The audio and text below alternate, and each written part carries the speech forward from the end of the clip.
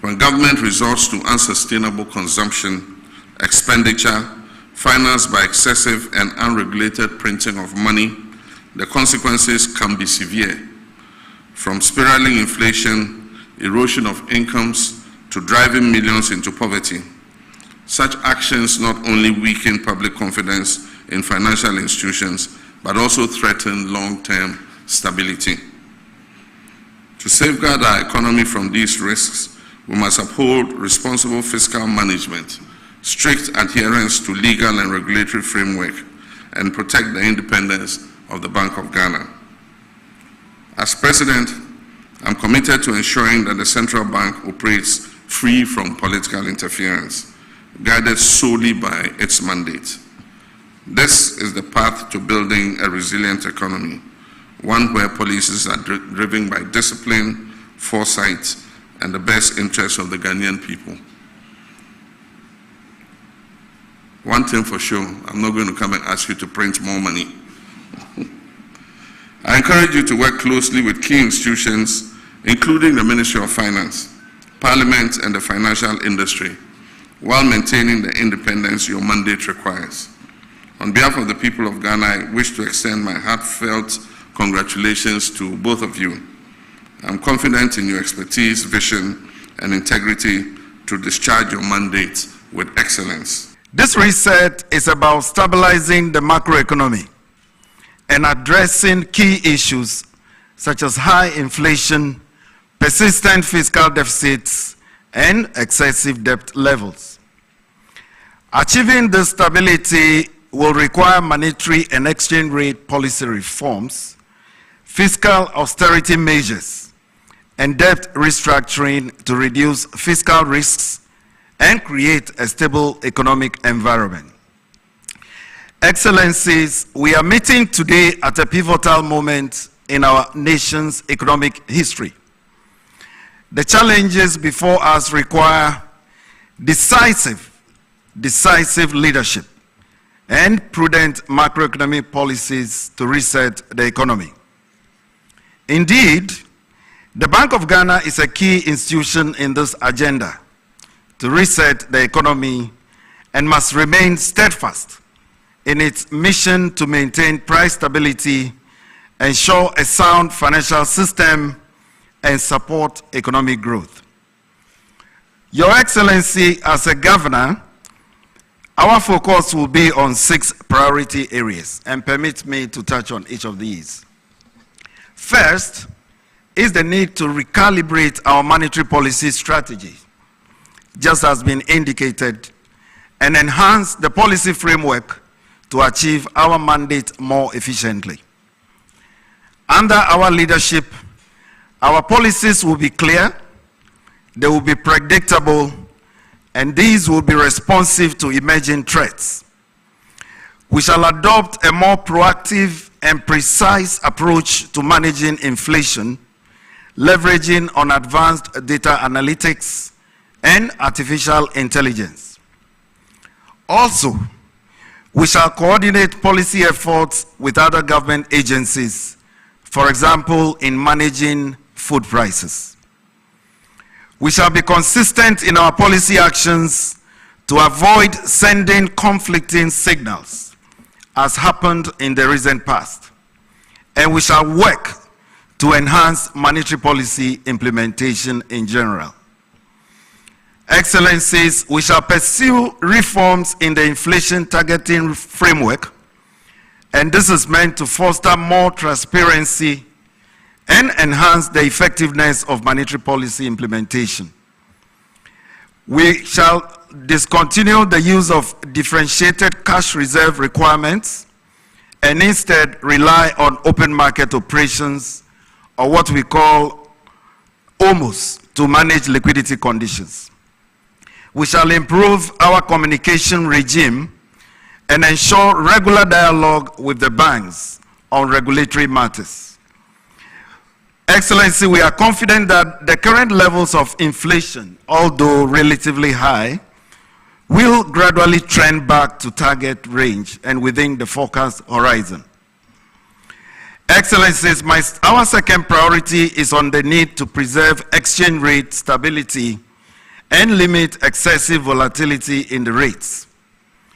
The days of currency speculation and exchange rate instability must come to an end, and we are poised to ensure just that.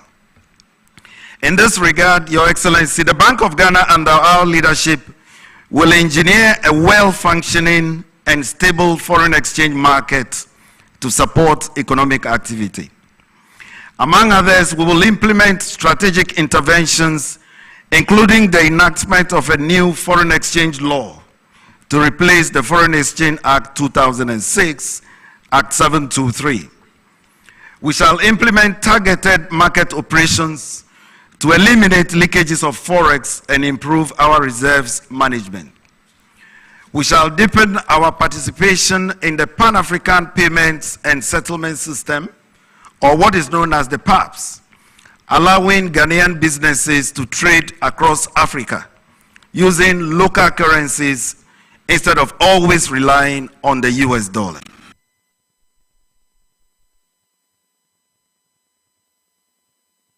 Okay, Momo Akwaba and the Bat TV XYZ, baby, I will share BBA. What's up with Power 97.9 FM Tuesday's edition of Inside Politics? Na me pacho bebre. What's in the UTA baby? I will be. Make out say stream live or Power 979 FM. Saso na TV XYZ Ghana. No so you stream live. Ni na Facebook. Ye call ye YouTuber. Me pacho bebre. TV XYZ and XYZ broadcasting YouTube. XYZ broadcasting to mention so open social YouTuber XYZ broadcasting but Facebook and other live streaming and over to me ashe Power 979 Power 979 FM and Sana TV XYZ Ghana over to me ashe Jumedi ABA mema wa ha baby a wo hwe baby a wo tie me bia edia me deso ye Nicholas ya owusu Yawson over to me Afra Meke Nicholas omo bo be chido ma ndi Jumedi bro executive producer Mr. Kelvin Asante Ralph Jampo Sasona Uncle Peter Yaba Kamresa Yewo Elvis Waha Omuso Omwesiesie ma me ho ayefe pa Foriwa ene Obapa Elizabeth Omona efiesie me a me ho ayefe baby owo bia no join me na information and education a wo hia no yemfem bro wo TV XYZ so ene Power 97.9 FM na ansa na yebe hye dwumedi na so hu kasamfo yina etwegu His Excellency John Dramani Mahama aswen in Bank of Ghana new governor your friend doctor doctor your friend Dr. Isiama ansana Dr. Zakaria Mumuni anti waswen kama Bank of Ghana to me the new governor Dr. Johnson Pandit Kwesi Isiama ansana first deputy governor and also Dr. Zakaria Mumuni anti kukudami na the Nations Bank gang kesia ewo mine bank sika so etwe sika di na no omoba ebedi dwuma na ensa bebre na His Excellency John Dramani Mahama odo tu dwa okaye oso wo gidie wo Dr. Isiama ene Dr. Zakaria Mumunim Dr. Fumienu omunimede ente yade a Dr. Johnson Pandit Kwesi Isiama ene Dr. Zakaria Mumuni betumi aye adwuma oso wo gidie wo mumu edu baby no man Ghana me no na di ho adanse say Bank of Ghana ene gidie wo mumu bi say wo hwe predecessors omumu di kan ye adwuma san mpanyfo betema ye be he betena say o mafa krata hihye mumu aso mo ekotwa sika gum ye wa ha no so mu si Bank of Ghana headquarters kama pa and so sika buy 80 something million dollars each year say 200 million sania many na no or say and yes esi on my Bank of Ghana enim tete no Bank of Ghana mbribi ye ka Bank of Ghana nes Bank of Ghana de credibility wo mo and yes na say Bank of Ghana tete ampansan omu kotweska omu si danya na inflate figures sika na so na nsam ya no Sansemini na no mama bisi kra no wogide so mbetumi aye adwuma no His Excellency John Dramani Mahama no kra enya de obe from aka chom say Dr. Isiama Dr. Zakaria Mumuni munka mutirimbom na muntweska bi mae na mihieska oso His Excellency John Dramani Mahama sade no onye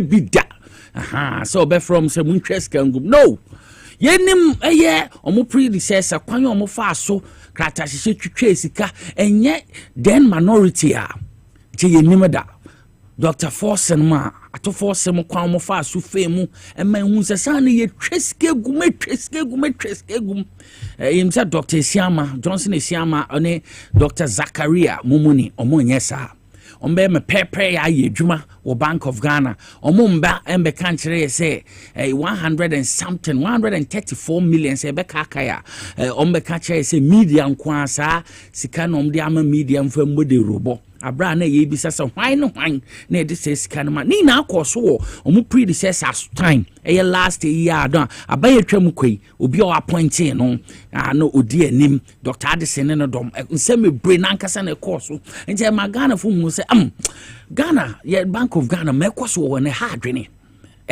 papa nti yenim say Dr. Johnson Esiama ene Dr. Zakaria Mumuni de credibility ne be ye adwuma na Bank of Ghana ye be resetting kama mani age ko Bank of Ghana say e bon kum ye wana Bank of Ghana say solo maji we license evoke we license uberum so na nsam no say enim nsam ne basa nsam ay bebre ye nim indigenous banks are na wo Ghana funtie ni you indigenous banks are na wo Ghana ha na ye hia 9 billion abra musika sem ye we na de revive wo mo banks so e wo Ghana ha enso banks no ye gu no 9 billion cedis na ye hia de revival sa banks ye gu bank na ye de 25 billion na de gu bank no wo dwen ho a wonti ase and ni na so Dr. Addison ayo mu predecessor ya no di ani masa na me na call you common sense what asemi mu say common sense common sense say banks no Ghana for bank Ghana for bank akwa hiem capital sika kakra mo ye de so masene no masen gina no 9 billion dollars ana say sika ye de shem e beboa ma banks ne jom 9 so no ye gu bank ya ye de 25 billion e de gu bank no so what shit niema bi akoso with the previous government and appointees for mpanifo bi ebedi man so a na meka sesabio ye mpanifo ni bi nim yansa bi a friend common sense and yes sesabio a nipa no ye doctor professor nti but to se bi o madwen because common sense common sense Ghana for nya say bro ni bi na ode ne bank abo ye nuanom bank se wa ha omo pe 9 billion pe de revival de ginagina omo na so yetie ye guwe GM bank ye we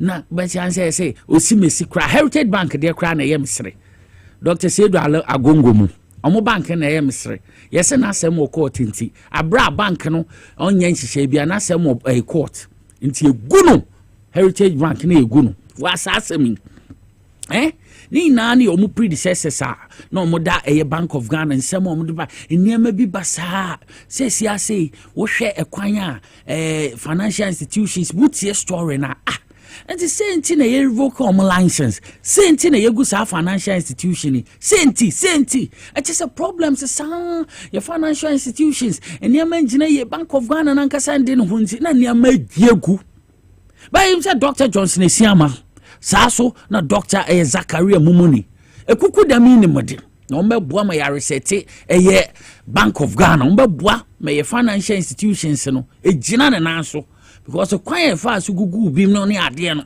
I say which hunting ye time bi no we ni mafanti engu no we ye so and so party nti ye gidi say we sponsor we nti ni na koka hu bi na ye di gu banks ye di gu financial institutions savings and loans bebre wo dwen hu bia nti do so do na omu ndi embra so na ye say ya ye nua bi before banks ye gu na say no si akeka bu ma ye bank bi so wa hu ma eko we Ghana ni how was ye Bank of Ghana si ye ejina na adwene nti His Excellency John Dramani Mahama Kasa aka kire Dr. Johnson Esiama aka kire Dr. Zakaria so mo hwenye adwuma no yes because enam say niema nkoye ntina kofi nsere but then niema ekoye na ye de Dr. Johnson Esiama ene Dr. Zakaria bento osre ose matibia na wofa loans and savings and loans be san jana nanso makwati adenta sana semnete nti sesia na de Ghana fo yate asem don nenim say Bank of Ghana be reset ma niema gina na nan so aye kama ti Dr. Siama ne Dr. Zakaria na His Excellency John Dramani Mahama ye wo gigi omumu se mu betumi aboa titiriw ye ka Bank of Ghana nipa bebre na nkasa enye we ye sika o bete na dollar ne ye see the ash speed ye see the depreciation ne danka gaga no ye we kuku da mo ese we ye doctor what say nso Bank of Ghana mpenifo entumi anya ho hwe ye hom so ye the $100 million abehye eyinu ye bedi bronya na say ejina kakrombo om de dada bronya ye ni say Dr. Siamo mbe ye ntanya de ombe ye temporary measures bia because the previous government kwanya no fa so toto ne niam ye sika sem temporary why no say the $100 million ahye system no mu to best stabilize ye city and so be hanse asante free aya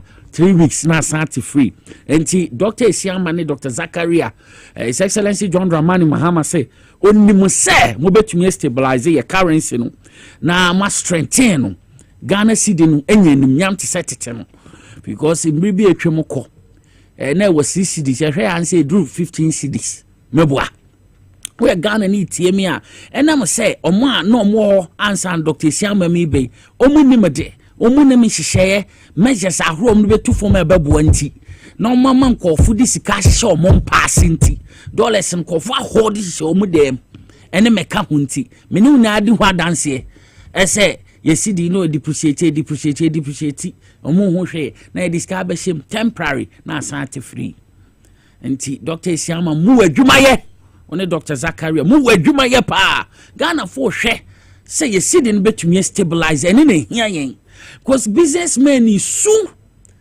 ye tu kwanya and okoto ade na ese dollar na akosoro e ka na omobo last week na meet a businessman be how was it kan was say e bra wa brepa ina ye last year when ukọ aboso kan omom kototo paper oni omom tu kwan tete omkofa niema wa brochi ba na che so omaboka twedo bi kura dwumegu because ye new be a Dr. Mahmoud Baumia any a former Bank of Ghana governor Dr. Addison mu enam umuntumi anfa measures papa bia to 20 sa ne manyina bre ene ye bre yo obi obaka so na me de me fa ho ben Bank of Ghana nya governor for me fa ho ben hwe sa ne mani na aka ho ye wa na ye tiem ye sidi na enimu gu ase ati free sidi no kwa na ekonche sidi ntumi mfi 6 cedis sidi $2 mfi 6 cedis nkopiem 15 cedis ni na eka ho bi because the Bank of Ghana when nya kwancherefo when nya governor papa obeda no ahwe atoto niema enya temporary measures so one a conference room 2 weeks bi na scan jan kakra say ayeyi oboa once asante free because omuni measure papa omo beto we betumi aboa me stabilize ye cedi no ene ne bra ye brei enti Dr. Siama GDI His Excellency John Dramani Mahama because appointee bia nipa bi obefa ne bia no obaso obe reset enyam bia na Bank of Ghana wadadan mi se kuku da mi betumi aboa normal reset ma bibie etumi akonkan na Ghana ye hwe me kwaso ni na no ma ye hwe no so my Ghana betumi gina na nan so afa no ntuma pefra Bank of Ghana ye sika ye ntoto ye bibia ba ye kama sa ne mani na ebefi mu Bank of Ghana te sha wo ho yenim ekwanya mo predecessors anyo mo adwuma ye niam ye basanti na se banks ne niam bebre sika sem betena we ntumi me ye sika o ti say yo na ho kiraba ni na no e bia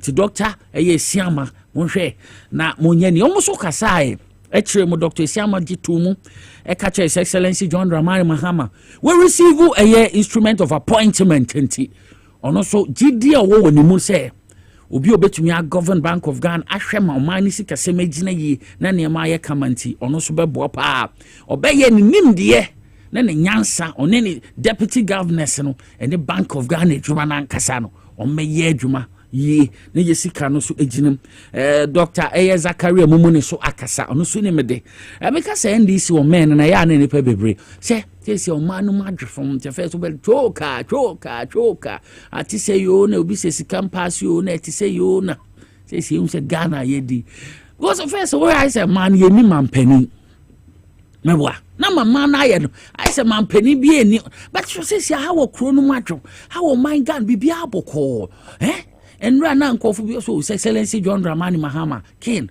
wo na adanasema mbese den a oye small scale miner o say eye de pa say ye adwuma no kra na ya nye no kwan paso ye a enye ye excavator na ye togi chum hye na ya hye no ye wie so a ye de kosi aviation adenta madina finfi ho a wo be he na anadu enya rings na etu ta fa ntoy na etu ko sa ne mani na ensi omia na o maton ama o mo ho o manka se de nanam no mu di tu sa ne mani na nya de beba nti asomdwe aba man ni mu wo hye obi o say his excellency menti asekra say ebi mo na o mo kasa because one kasa ni pay by how many days ni but obi a wo hye akwala pania me ogidi ojo mahamam mo ogidi ojo mahamam mo ogidi ojo mahamam nti obi aso ajo maham ba appoint no mama yempre mama yenye dede mama yankasa na osimesi appointment we na we no mama yenya botre he his excellency John Dramani man the second coming o medi agro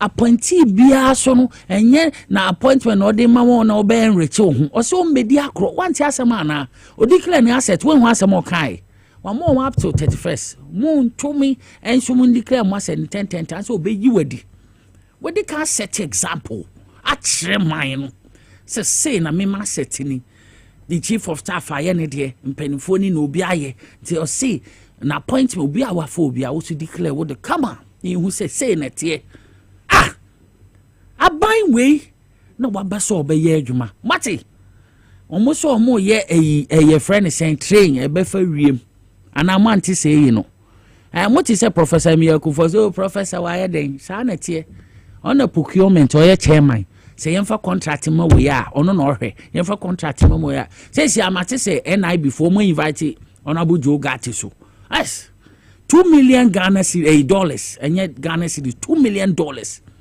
that's sky train say bi benenam sky train na wiem na Africa we hu ahen wa ha Ghana che de fa hen ye de kofa metakra de ana de be fa yusu ha akohwisem nothing to show. His Excellency John Dramani Mahama ye adwuma so what say ye invite you obi a men ka say na ti say onya which hunting bia o say 1 penny Ghana ya blue ya na IMF ya corporate $3 billion US dollars wonim ska nkofa ma fam kofo nsase wonim ska nti obaji ska ni na de aye mani wotumi ko baby na say Greater Accra ha yawo me ko ikrobi e say fro domi abrobo mu na me bisa mo ho say nti ya higher Ghana hey Greater Accra benye hieska e dia ye obo mu ne domi abrakwan udu say Greater Accra sana Greater Accra maybe o wa ye wo remote area krasu too. I was surprised until wait the minimum say other regions say no be hu kro bi say Greater Accra region akwan ye nti sane mani nyina no so ofre pani bi o ti say invite ya no be frɛ wa ka chance osimesi o diska no ma bi osimesi man ha ho I before ni invite you obi a eye me ne usika amaje your taxpayers money sika so m de bibi mfa so ba ye so na ye hu sika no mo de nti o mu invite you man ha ho na enko men ko gina ba bia mo kwan no mu nye o mo adwuma sika ne hye ne paase a nipa ne be ye pie bebi a wo bia enya de o mu ye gi sika no ye de aye mani yi to oti se pani bi o ama fra pani bi a men ha ho because sika na afa ne sase no o so ofe ba no de ba nti invite na men ha na say na ya ti pani na excellency o nya abotro hwan bisa on so okodi sika and all this scan ma adwumaku bi no ma obi ana ade ba kwa wo ye Ghana ni a me pese odi tu tirim no Bati se bi ma sha se ka ende Collins Amankwa former MP e friend say menhia South to say de na MPP ni bi o me invite no mama yen sorry na yen kwaye dede bi se nipa no office ka no o ma MPP fu no kra se o mu fu aso me se MPP fu bi o m ka chem say hey mo papa John Mahama o ye adwuma pa onko so ye adwuma na e fu aso se sika no wo ho a monjim fa mbo man no ho ban from bo man who crew and na ye nti sa na tie ye nim se Dr. Siama ne Dr. Mumuni e ba be ye adwuma ne ye me ye hwehwa no na Bank of Ghana ye sika ne gina na bibie tumi akonka but ye bre de bia ye kasa MPP aban o ma bo be wiama no edidi a hye o mafu ma o mu ne mo busua na o mo mpra na o madan fofo a saa na tie wo ye Ghana ni a ma me pese me kan say Excellency John Dramani Mahama Ghana for se mensan repeat na tini biom papa mi se wutie me Ghana for se en kan kire wo se omo ye krata hye ne proye sika ahoro wa fa nkofo ase yete ha na minister in charge of sanitation sika hye ne pass euros ne meka ho president also kwetia krata hye ne proye wo kan so my dear Cecilia me say sika ne de ehye wo pass one ka kire ho His Excellency John Dramani ma meka onya de obehwa bia we na appointee na wo de unse bo bibi mo obema ho akere me say the second coming no be di agro by His Excellency and kra Ghana for se men kan kire so men to nkra ne say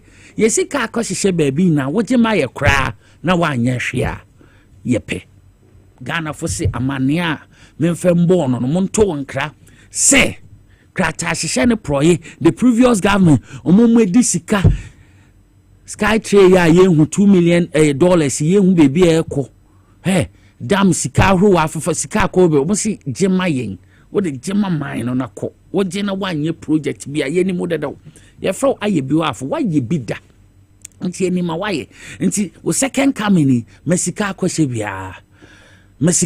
bia wo gema ya ye okay Ghana for senkra no nti memo wa be mungu unu nsua honorable and I say His Excellency men hwenchen koso bebia sika bebia akohye penifo akohye omobotom akohye omudem mama sika na akohye bia Ghana for se gemayen 4 years so no an obe kra ye pe meteno no ye pe nti yenim say ye twen former finance minister so just me no obeba onya no mbra na ye twen no because Ghana eniema bi o wa yenso so sika no ahenkura na yebeji de siesie man na Ghana ya bre na bosia bo obi ba obeka che say Ghana beyond aid so na moje bosia but you need nothing to show say way na this can aye na ye hwe o man Ghana mo no His Excellency matu nkra wie Ghana for se besika na akohye bia ma akohye bia jemayen o jemayen no ano no na ye hwe ano no 4 years jemayen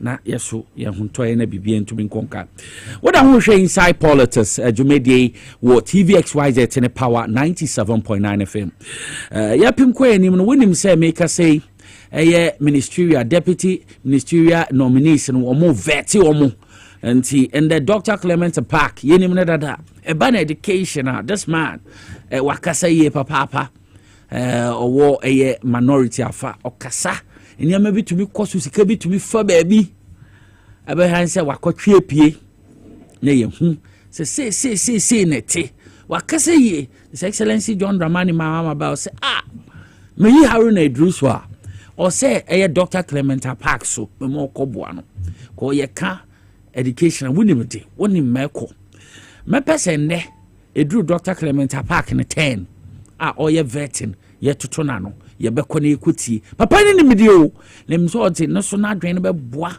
na nyansa ne monim education ho no sie ho no o de be boa lawyer na drusu no motumi aye adwuma no na bibie etumi akonkan moma ye nkohwe ne vetting course deputy ministerial nominees no abra Dr. Clement Park ye papa omu totona no enkoti mbra Doc, the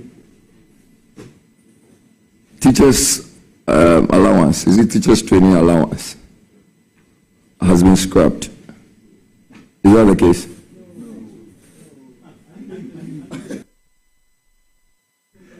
Mr. Chair, the teacher training allowance has not been scrapped. I'm grateful. Honorable members, please allow the nominee to answer the question. Thank you. So, Doc, do you know or do you have your minister's assurance that it will not be scrapped? Most grateful, Mr. Chairman.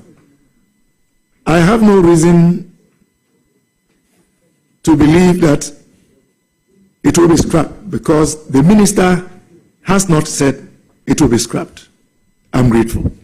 Honorable nominee, let's do WAEC, the West African Examinations Council. A few months ago, WAEC held the whole country to ransom. Indeed, they nearly disrupted the university calendar. What did they do? They failed and or refused to release the results of senior high students. Now, WAEC has played a critical role over the past decades. But for some reason, do you think that it's about time we introduce competition? WAEC had played a monopoly role over the years. Of course, we will learn that it was a blame game at the end of the day. Either government did not pay, WAEC did not do this, whatever it was. I mean, the monopolistic tendency of WAEC. It's only last week that the High Court ordered that WAEC releases 10,000 results of 10,000 students because there was no justification in withholding those results. Clearly, WAEC is taking the entire country to ransom. Do you think it's about time you will suggest to your minister that we introduce competition to the examination body?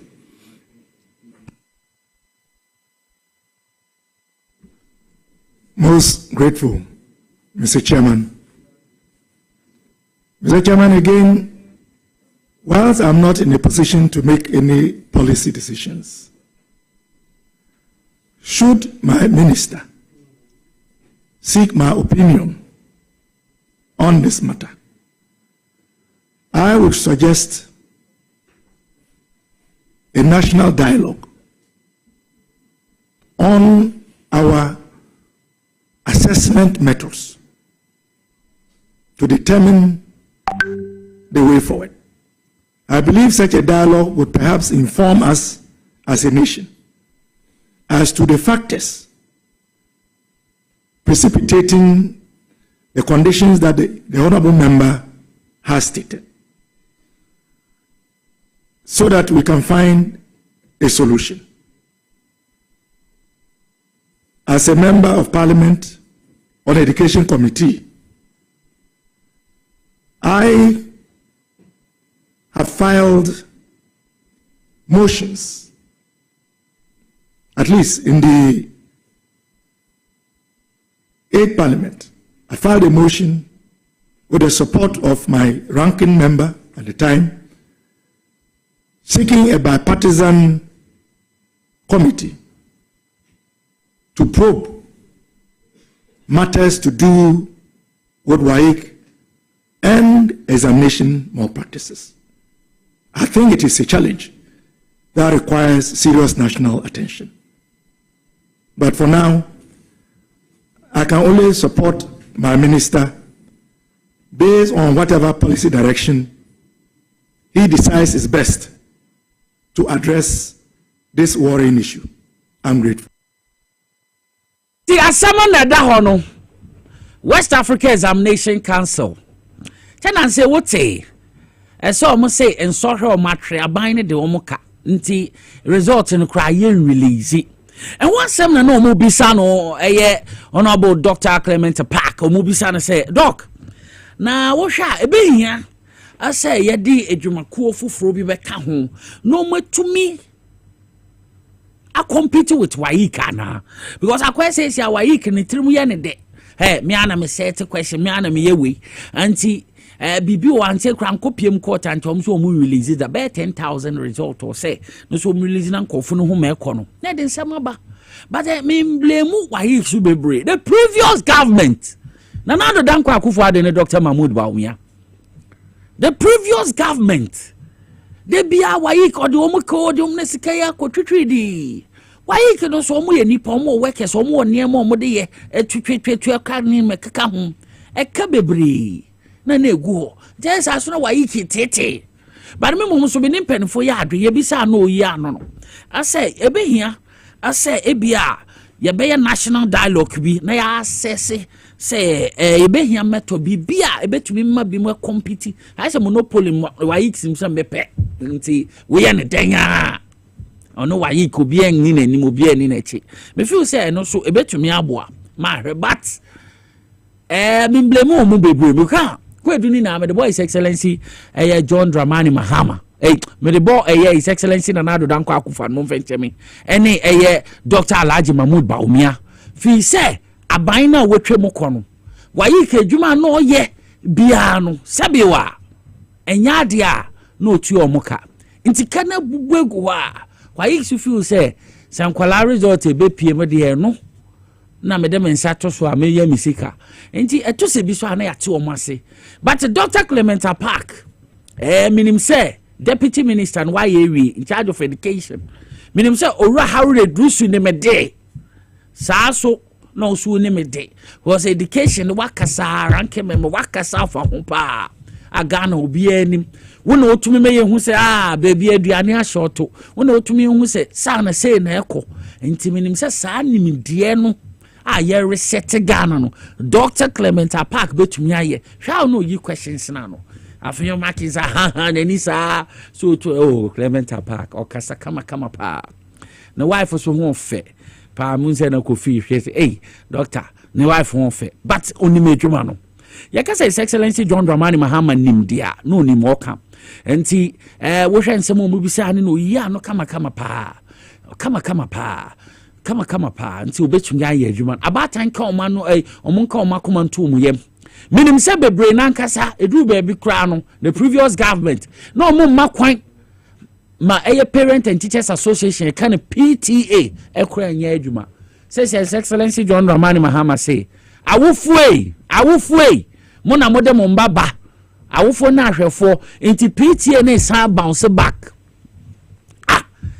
says ya na another time say parents ni ntumi nko penifo ntumi nko hwe omomma and I say PTA nye batane okoja ne ba na modi beja na odi eja na ba ye mo kwa ye nte omo voice says ya de PTA ne san ba wofo ye be sa ko PTA meetings ya kwakire ya dwen because yesu ehu no ye education ya tutu na jem basa akwala ntumi ko school 3 weeks na wasan ba no chese obekwa another term na chese hell bebre ye hwe kwama na de nkwala no o se wa opa aduane ansa akwala no be fie ne fo ai toche komede no niema basa ye nim ebia ye hu se school no nkwala ne bisabio toilet ejana bia hokra na nkwala ne deda na hadwene pa obi ka se free SHS policy no bad oboa enye bad but enya botre antutu niema ye engage stakeholders ni no ndin komo na do se me call supersonic speed me introduce free SHS ye be ka ye ho a owura adokufo den o ka che na do nya buto so me call supersonic speed me dey speed me na me kro no ya nwene ho free SHS abo plan bi eni ho and His Excellency John Dramani Mahama kan ya or see a bay review MPP for so bro for say a review there's a cancellation what we are most more men review no must cancellation we are most more men or say no ebe here say ebe we on another time on teachers on ti awofo on ti obia maka no ano sana na identity but where there or say stakeholders and teachers ebeti o madwen Parent and Teachers Association assign bounce back PTA awofo ne beba meetings ebetro madwen na yakeka bom ansa no committee a was set for momo for huina yakeka bom because ade anye say tutu na ejemu educational enkwala to me basic school enkwala to me akọ school be 3-4 terms na sabi wa textbook kro munye bi teacher syllabus o mo de chenkwala de kro mai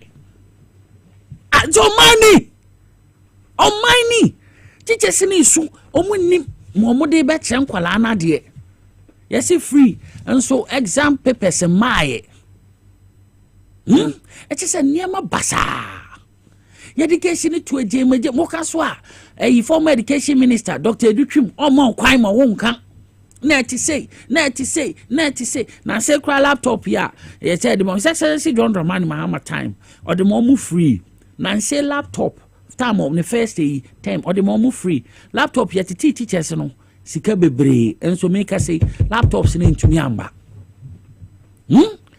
teachers ekas o ye hia akotua ntum say teacher for the enye teacher mfem be ye friend saying millionaire anso His Excellency Nana Danko Akufo teacher chere wade Alhaji Bawumia teacher chere wade Dr. Edutrim teacher chere wade sa time teachers kasa so teacher dey sa kasa na ye emetan na minji ndi say His Excellency John Dramani Mahama ba obese teachers enimiami oba me teachers eni agi oba yo hey ye diskani na anso me miemeni na metumi adjust mobia salary na 10% abeka ho ni papa pani odwene teachers ho teachers so say o maintain teachers ya mo akotu extra ye wi age o muska say be mom laptops no so mba laptops no man ebeka no wonsa beka so e quack mo quack akwa say fake enya papa inferior laptops no mo de aba laptop no ebia be 3 hours still na laptop no ntumi reset enye hwe minim bebi omkosesa ba munsem munkai mathematical set by ho scandal ni na anda na Danko Akufo ado Dr. Mahmoud Bawumia na Ghana for ye wise say to aba na kire mo wosunye eduro mo aburo pa te sa time ye be bre papa banya mi adom His Excellency John Dramani Mahama ba wo hweme wo tie mi amesi ye nya abotre ye be reset education no education na eye bibi basabasa no titru yes HSC akwala no ko school 2 months wa betin fe 3 months NCBO kwamba ko school na wa rust mo e kache ni no nye obabi ko akwala ketekete na say wa hwe SHS fu ye nye time ya na ye fufu abodisa ye ko SHS ye nyini nkwala afi no ko pe hostel bi ama no yes school na ye ma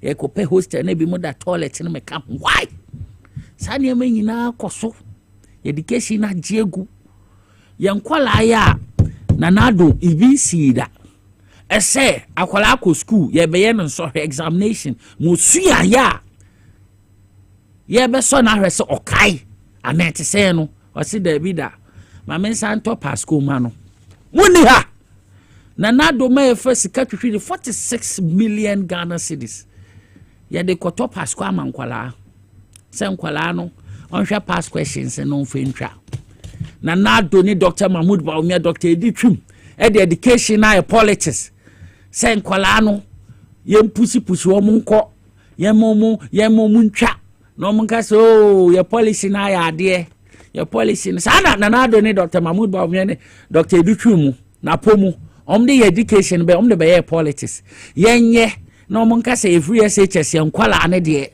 omotwa pa sana omde be ye na munkai ye wi o say mo ma yen compare ye time free SHS by kwala no ko school omotwa pa na munkai e politics na omde ye na education ye de politics education humesua ye de nsohwe ha ye de humesua ye mfa nya politics ye mfa nya ama yourself enti en topas ko na nkola no hwem no mo mfankotwa ene ka che om say mo ma kire om no mo mfankwe no mfankoto no mo hwe so ntwa na aba ka say ya de ye batch we de o check we a nso mbesi nde e check nkola om ko free SHS bebre ba wo si om a sabio esekro ntumi ntwe wo bisa ne niam bebre o mu nnim because aban no ye ne say o de be ya aman yosem no piempie om ma so om ye teacher sika nye ye nti teachers asembasa but my woman say His Excellency John Dramani Mahama free SHS no obehye mekena na kena no so ye ntena ho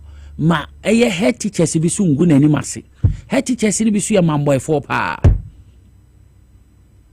Kumasi girls dormitory yesi no foforo se nkola akom yesi muntu 200 Ghana cedis ansana nkola na akom madam mpese be yesi we Kumasi girls mankola no room wo pese wugu eye His Excellency John Dramani Mahama the free SHS na wahye mo kena woma nkwala ne didi yie dan me baby a me kohwe no side in pa aya akono chese omu feel no teachers ni bi so wonnim wo a wo ye head teacher wo be ye se wo be ye niam bi wo be fa kwanbo ni bi so agigi ske bi aye niam bi ante wase ye be expose you because research na ye no ye man kate boni bi embe frem ye be expose you pa enti madam men nye se mati dormitory or some kwala akoma ye di 200 Ghana cedis aban na esiesi ho kwala no wonche 200 a won kwadem wo Kumasi girls nti sa asemi menim sa makan mu je shaz kan na mama kwala na kwadem Kumasi girls 200 Ghana cedis as wa kwada dormitory memma sa asem no kra nkoso kra muntwam memma nye se asem abede yenim ni say net mum twam kra na mum mankwala no kode fi say wa wo beye wadwene say wo ma Ghana yehumesu education no enkoso yi ebeye basa wo beye nkatebone wo ba be from fi SHS His Excellency John Dramani Mahama otie ni penti we yi committee omo dwendwen ho atoto niam yie o say PTA awofo muso meka bi omo teachers kwa ma kire o madwen no wo beye nkatebone wo be frame no be expose you nti Kumasi girls dormitory mo man kwala no kwadam munje obia 200 Ghana cedis mine no aban ni siye wankasa munje o mu 200 Ghana cedis asa ya man kwala na akoma kwada sremu penifo amoho aticha monhwe na munya adwuma ne ye anye saade nti ehuma so ande ehia pa o man bia benya na ye gina so afa ehuma so ho yesi education is the key nti minim say Dr. Park unimde wadwe mu do de bi obi akaso Dr. Park ti Ghana education ase Dr. Park betumi aye adwuma no ma bibia etumi akonkan ti Dr. Park nyame adominim se ube pass through na yetumi aso ehun kama na waye adwuma no abo man Ghana ma bibia etumi akọ enkan ebiom ade ba ko ana Ghana yetaka ho asempa edu baby na ado danko akof na emenya attractive obi kasa a council of state member ye hunkre bon yen ye tumi kasa a council of state yen scrapping fuel be o council of state be papa bi anim ya ka because enye dan under na ado danko akof 8 years obi council of state basa ye say o council of state ye no enso wonhu adwuma nipa ni koye yen tehwe ye ba so a council of state member yen te omonka His Excellency John Dramani Mahama, if he said this baby, I won't Council of State member be who say yes, only me day. Omo Castle Tinti, Wasaba, Council of State for Atwaba, says you may your mum penny for. Now, chairman of the 9th Council of State, Eduardo Ajaho, or no, ye chairman the Council of State of Ghana. Omo, to me, meetings from Kokesepa, omo members din komo. Na ekoso pedua Valley Resort. And Ray.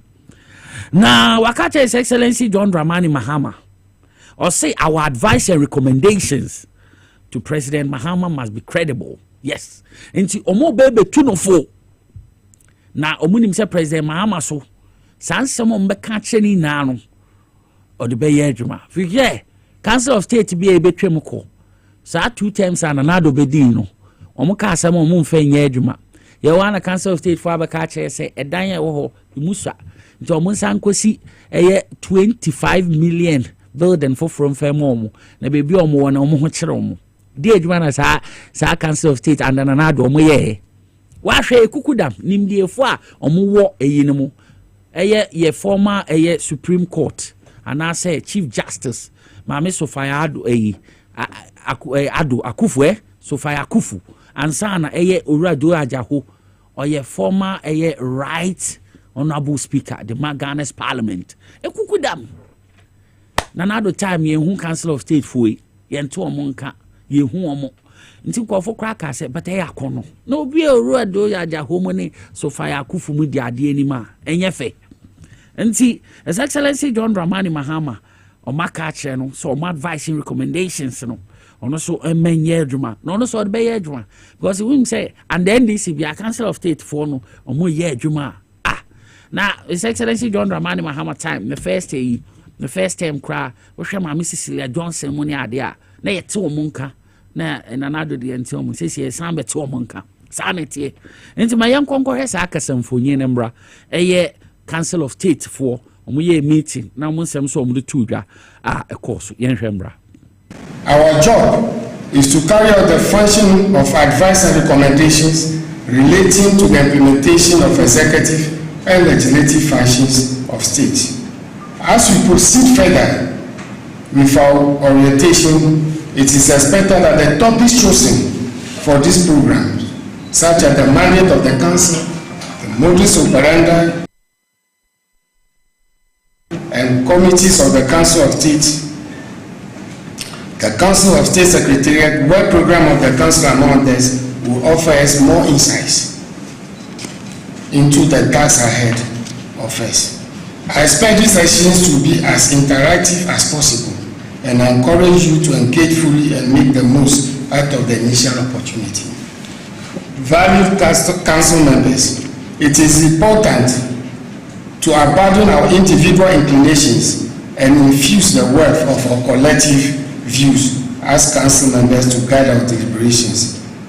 The council is not justified in providing information, statements, and or disseminate the contents of its advice and recommendation to a third party.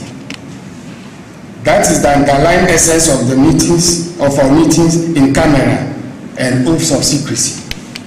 While our engagements are to be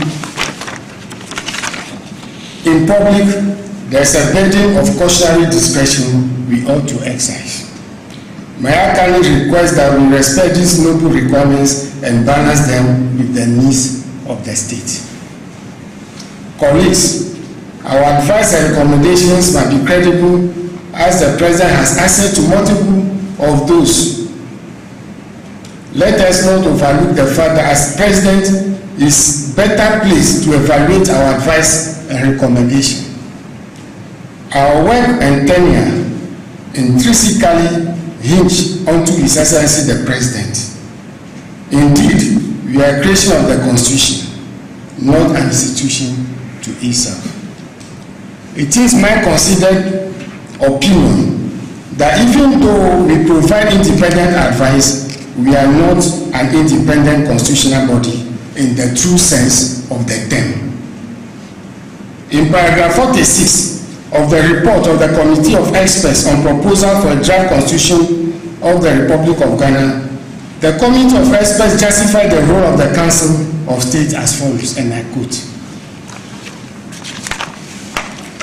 "It may be argued that some of the areas to be assigned to the Council of State fall within the normal purview of cabinet advice. However, there is no assurance that cabinet will be dominated by purely partisan considerations in its advisory functions.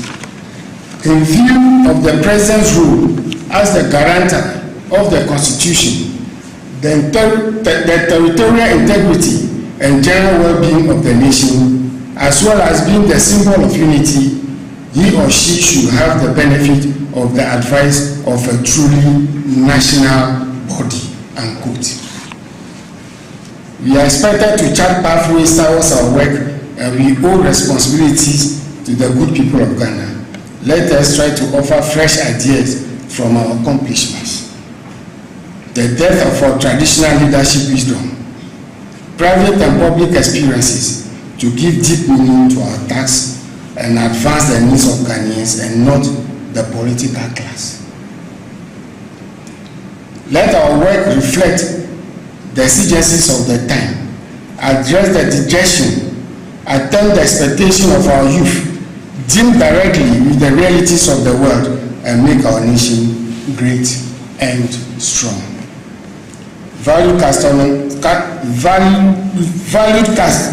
members, let us endeavor to put the people first, upholding the law and ensuring genuine care for people must be paramount in our deliberations when we provide advice to the President of the Republic.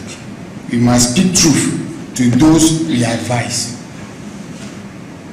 Engage with leadership and the people. Connect with policy decisions to tackle the challenges facing our democracy. It is the surest way our deliberations at all times can benefit both the government and the Ghanaian public. Our performance, evaluations and recommendations will speak to the relevance of this 9th Council. My dear Council members, we hold the potentials of a soft power, a force for impacting lives and addressing the ills of our governance and in aiding to reshape the direction of state. Ghana deserves better. Right Honorable Joa Jahone Tenen Kano, Chairman of the 9th Council of States. Members no onona Tenen Kai in Edi and Komo Kama watch it, Chimano. And Timothy, I'm His Excellency John Dramani Mahama, or more advice and recommendations or the Baye Ejuma Papa, maybe VH me uncle. Yes, Sambren, my young quay, not Dr. Solomon appear could be I crado, Yanin Kodis and Komo Itu, Simadum Brayaba, may who be asked there to us. Dr. Solomon appear could be over to you. Yo, elastic benefits had more share because I'm saying any share from Moby Pa Abba. And we say we could feel my minute, no pass, no that's why no pass and crown. Actually candidates. Make up old deep one. Till we saw the corner service of Acodano, or candida old deep one. No pass ever mammy, so a down on Kakaka. We catch it, not a prince wajit, no more to go. Dear Intina candidate old day one, when you see her course of candidates in most and famous, and mania, dear crime, yes, your course of Panientia say. Because I'm say, old day promise candidates is being kind of course and ever muffin one. And you will be a warshed near my trap heat around the genital area, because and near my nylon idea, air trap heat so much. Ain't he anyone saying wash away, wash your bodies, 18 for month for her. You know, body probably a friend no macroflora, as you say, baby and from month for a second come home by to say, can I get your place crowd of Priscilla Major? I did something Kaka woman. If we are petty from month for her, it will be a growing. You tell me, say, more near sending a trap heat will be a horror. No, how yes, you can see no we associate part of our deal with Yemono. Yes, Sarah be ties against each other, a hawk for the heat, Nicostro. Now, once a heat, what temperature, 37 degrees, which as I say, a rise 27.1, 7.2, 87.5. See, a power say, I feel pH was I say rising on chemistry, no, you see pH electrical temperature. More no bones are feel pH, a rise a crack course to see a pedal. Not a one woman boss or more banner, not be overexcited. If I say you need to meet 200 dollars, I forgot those one gross about 2,000. Now, of course, when the cake back, we see a police for 20 so more by. Open the commissar dium, or more to the cake, no. Or more probably see a promoter affair, and near my so more by me cat and feel honor. Lactose cells, and I'm no proteins, and one incident, no so much as A, D, F, H. Modeno. More no more this, I once I feel, what shall I say, no more converting lactose to be lactic acid. On service will be dear with your night. And one agent and a friend of discharge. To most service, I not what I say who ensure as a white bee, as a creamy bee, as a off white bee, with a him fioba. How boss what I say as a teaching a kaka never. More air or movie call and most service and so can get so I shall see people fioba. Number 2. Oh, the one almost afraid a son say UTI and as a urinary tract infection, you know. And so first school from Quad B is university or SS or SHS. And a washman as in the market areas. Washman probably bring Kosuno. So in Martina, Obegin Mabako 6.5, almost 7. Oh, they were Canada by him. It's a son say a big call with the big. And I've said the same, all my mother business, and say Pampa Ebaso. Dear Haddy, the research will see a pet, Sakataso. Once a tabons na emuna sase dinya adentia someone the so it was the next person wouldn't better see a pet was squatting see a penna and one say biaba other son say said you to for your bank pampano son almost I feel send come no or mote obi dimrika wait dimrika as some shame boat no o sisa himfi to return after 2 weeks of incubation was man say also akora no sha say was say was what sha say emuza symptoms no ensuo eating kiti na ebawo ebio you want tell a lot of sweets and now so maybe from money be it ye nyai and I ban the up Swiss why Swiss the yepa on the with no nya toffee and come won't be myself more now would a lot of sweets and as now you can see the pen shop street and as Adriane and must have one there also. Sabi any pretty in yamen and one woman mammy. They over multiply would a lot of sweets. Now if you want to see a pa now the same scenario no about bed cause and be Canada infection. It may sell a man with tumofo. From say weekends and now said that woofy and now so could you ba in your say said the church area how be no yen send near mass man from my fire more than from air fire home now a heat ni free home now reduce chances and say Canada Abicans back with you a bio sweet medical cassie so now for your cast a 2 year man say self public watch will be a whoopia bon public washroom.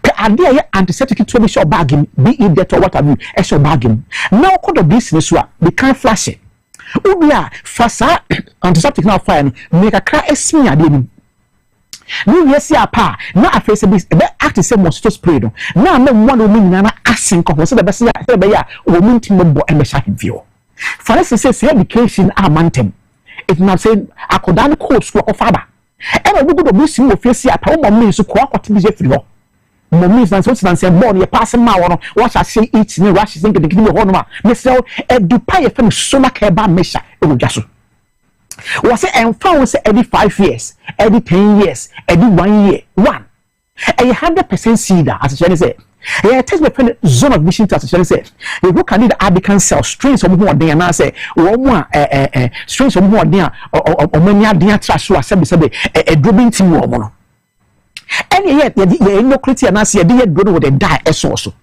any measure die of resolution as a zone vision no say e the pipe in so like ba measure no saponins alkaloids anthraquinones coumarins terpenoids phytosteroids and no body say bioactive compounds e we dupa from so like ba measure no and die can are spreading across for plate so na influence me say e kese obansa ka so like ba mesha na e ko moje na e ko ina parameter nim no e ko kumwa no atwi su branin ene pampa ne fio e be ye test na ka normal circumstance no e sen kinsu a aka ne ho tugo anase ye proper to go you say insu o produce be awe anase adry up as she say e just ma won saka the prep na so like ba mesha no e kum o de po ashina se na insu abeta ma se be aye hro amada na se wo se ade na mia me de na so be tu kwan tu isi obe be di bia no eyi sa se be sensu ne flo na me ho na e flash kuma bi na kato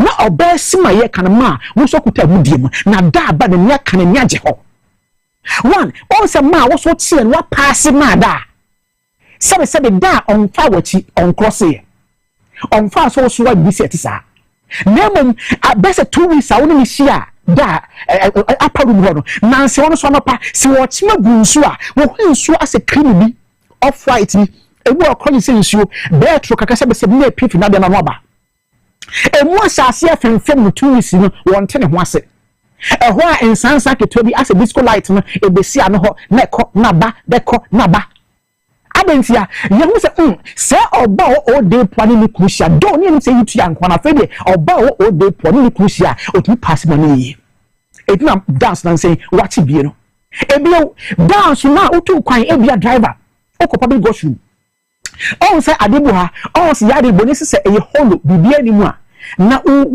ye ohu yi a o de sha se be bush map problem bia ni ba se se ensu wom na so the shape se bibia ntimi entwima ba se be wo wie become member no no be holo bibia ni ma the new subanti says hani ade no sitie they be say pick ade from environment ebemu etu na se ebe dwodwa ebe inso no so wa hwe hu a okodwodwa nsuo mu a bo se wotan wo ye fere so ya do hez ya dentia de na sa nsuo emu no ba mu emu no nsuo mu mo transmission ba ho ne sen e kire se ebra se be ya de pepe gi so nsuo mu no sabe no so picking so ni bem tin say this someone buy the same scenario if you gonna from me nyina afo say so ko public oshuma se wo junso wie gu nso wie dia en fa wade ne hangi inside ne mum fa tiro to ade na no ne fa ade nto so to kunu hwa bonten anyi se se si apa it ma picking from na wo bo na se no etina wo back 12 years 13 years 9 years course kuba boy sabe se woni so nko ya de bien semfata no wo so sa se kumbu na senza se ade na asena de mu keka no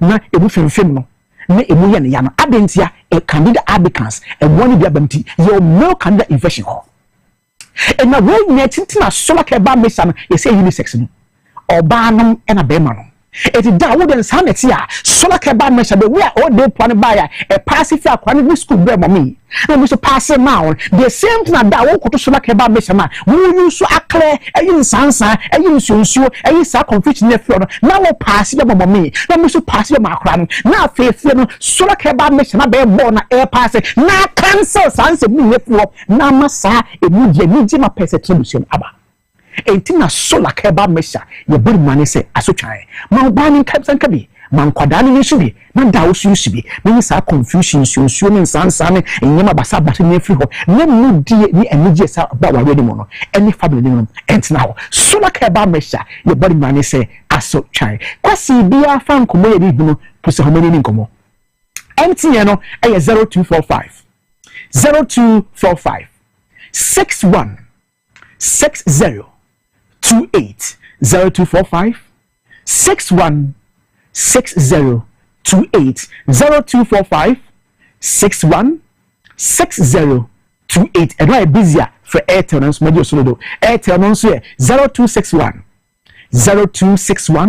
73 62 63 0261 73 62 63 kase e solak heba mesha ye bari mane se aso twan no cry aso twan doctor Solomon Apiakubi or that solak biochemist ano onena ye tin nka ye ni din kom solak mesha ene ndra hro oye no kope bitwe na bibia entumi enko enkan esa emfema me pa cho esa wonti de ono tie na watene pa nyame ya adoma next week Thursday 6th March Independence Day in Ghana ye best celebrate na XYZ broadcasting ye celebrate yes or say ye ma ye tiefo ne ya hwefo musomotumi asemde ni na ye mansaka ye de mansaka de bro nyame ya adoma next week Thursday na next week Thursday mansaka we esrunku obi benya 1,000 Ghana cedis. Obi benya 2,000 Ghana cedis. Sika for free. Obi benya 5,000 Ghana cedis. Eche se ye beche sika na ni ultimate no. Obi benya 20,000 Ghana cedis. Wumpe we no pedien. Eye mensaka. Eye mensaka. Power jackpots. Independence Day de monstrum kosokwa. Enti sada nso ye holiday. Ba me pa cho bebre, me did say last week one vast day in what time e course obi onya sika kukudam get no kofi l'argent asema broni cafe ne cash. Nipa ni nya sika no say me ye ntem saka sana na ye me de no o say me ye ntem ti wo hwe me wo tie me a ye biatum free sambre akosi next week Thursday a yes 6th March no Independence Day no holiday no Shasi says here star 274 star 10 hash star 274 star 10 hash star 274 star 10 hash bogum baku bi ebeto 10 Ghana cedis na yeto 10 Ghana cedis wudi nya 2,000 wudi nya 5,000 wudi nya 20,000 sada ne nipa bebre be diskapa sikade bubum bebre mu be dipa wumpe we no peden enti da moa me pacho bebre wo to ticket na more of your chances of winning so esra na eko nti eye mensaka eye power jackpot Independence Day special na ye de bro star 274 star 10 hash na me pacho bebre wa enter draw no ba ko bia 10 Ghana cedis bogum bebrebe na wenye sika ma bibia etumi akọ enkan e de ama wumpe we na wo pedien wumpe we na wo pedien nti eye mensaka ene nam se fa ho hyeme na obenya dwete no kofi o lajan kudi na bibia etumi akọ enkan e de ama osa ma me bi so wenye nsupa bi anoma na enye nsuo bia na ye nom nsuo amo de nsuo ebe ma wapomoden nsuo ebe mo wesipi na wesita your friend X natural mineral water X natural mineral water and then I make come for a amount. Oba me fear and no one amenum obi oba me fear be any X natural mineral water. Me pacho ye 350 ml and then I say bone nkwala ne je ho pa. So to me the bottle tas one me wie no. Packaging no Christ ronko. Ye 500 ml. Na it was 750 ml. Ono na me pe. 750 ml. Na wonu munsuo say sana nsuguma hro. Ya no munsuo bebre ya no munsuo bi kwa akofa typhoid ni yare ahro correla na aba enye nsu bia na enom akra ha de diagro obi de kutu ada no da de sign enti se wutie mi a men no munsuo bi akeke nom Paul amantamo se na dikamfo nsuo nom Steven Tornado apia nsuo no your friend X natural mineral water X natural mineral water ona me kamfo amao ubote groma wanu nsuo eno na me kamfo amo pebina bobo pebina nonom pebina hwohwo bi no nom nsuo so wanu nsuo pa me ba to open dudu etu akoton a memfo wani nche bebia the whole Ghana bia krope oba Accra the nation's capital bi so osu uduro so bi sa Bebrese Street SYZ broadcast ya himfi kesim ha oba ye wo depo kese nankasa wa ha dodo na friend Robert me friend Bob ope Chelsea Bruta oba also ope Robert oba dudu bia ope no ode be ma ope so otu koton woni obuchi afo na ekono mu oba onsabe cakes na chom no water ni wo kom melkom mo bia so ato apete Ghana onsabe kami ana so ope ho asema bi sa friend 05 96273546 05 96 273546 and 0596273547 0596273547 idini X natural mineral water X natural mineral water or see simply natural inti edieteno no na bibia etumi akonkan yes every biom no yekodi apomuden ho nkomo minim se wati midimafo we said doctor time edaso ani yentunchio time edaso time edaso wabi ye papa doctor time daso ni say your platform e just say you can credibility you credible until almost all platform ni bia so you genuine omonye quack ya jatum na meminim kofo makwaje o mapom den wo doctor time da so ma me papa we chinchin ache wabre bebi edri me ne doctor time da so ebedi nkomo mentie ne keke tie no wi atu hwana mo obekasa ki Nicholas kai doc mama wakwa ba so many people bi aboko de nyame adom de night na wonso doctor peniso no hote say nyame adom ne ho den papa mo ban kran de hu say sana mo ye Paul amant mo se ne dikam na hwe hu mfoni abat minim nipa ba ko mienu bi o moto ana mo waba ho a yes o ma dance de na broadway na ntia ase so minim so obekasa pimpim hwe pimpim utie o mo ntie ne kwa no obekasa mo yare no mo ye no mo do doctor time da so no o sa ampa time da so ampa ampa na okasa I say asama many craft tennis you the entire many tennis you say last week Thursday me call me dimafo ba hospital na me wayarasabia ho na ma me ba ko na kwasam na se obepie mu wayarasabia ho na obaye okase sesi aye kasa die ono ankasa ne ba ankasa bema de tie na se ne ba owo no na ma mi no kwa na te ewodome na kwada ne nya yare ahodo ewo so na fa wi ase no nipa nyina kasa ono ma mi wei ene nam so ma akwada no antimi aka fom a wontumi nsɔre enu nti omo de sobo no nyina ade abo maame no se ono na eya akora no nda last week Thursday wo medimafo ba hospital no kwasam no se na opie mu ewa yaresabia ho a na afei obeti ne suo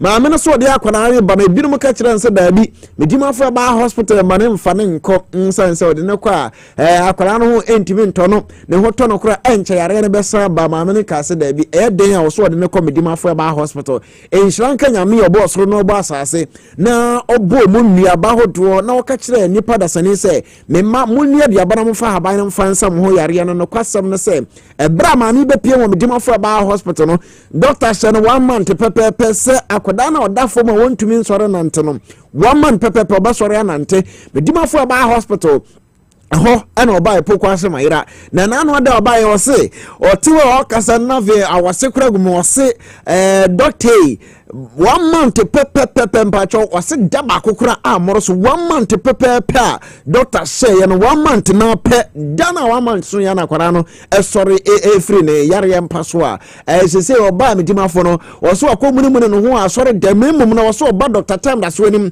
na obeka kire nse onyame enshiraron mami asoma okanyina nse doctor nyame enshira doctor nyame enshira oma otumi aburu tumi so na afi fatete haban ahodo na fasanyare wa ahodo na afi kasa mete ho na ni so ateteme nti no kase ebinum odi adanse wo hu obi a odi adanse no na ni so ateteme san last week ya Thursday maami obedi adanse doctor nim the entire sometimes no say anya adanse nyina na ebetumi abo no TV ni radio so enu ntia na ka kire say adanse die ne be free won so ho na aba enu nti oba medima fra ba hospital doctor na nimfidia hodo eso ehwehwe ni paduanom no kwasem no say doctor medro keke baraba hwe ni paduanom ahese how ben na woni paduanom yare ben na aba wo so afi ohu yare wi ansa na wode hu aduro ade aka o enhyiranka nyamesa bia bekwa yare sabia bi na afi yede wa gira machine so machine e be wo so a nenso asema me ka kire on say enye machine na sa yare ayare sa nyina yo nyankopon twade ampo do bo soro no bo asase no bo mi no mi no no aka kire nsa muni aduaba no fa haban no fa nsa mo yare no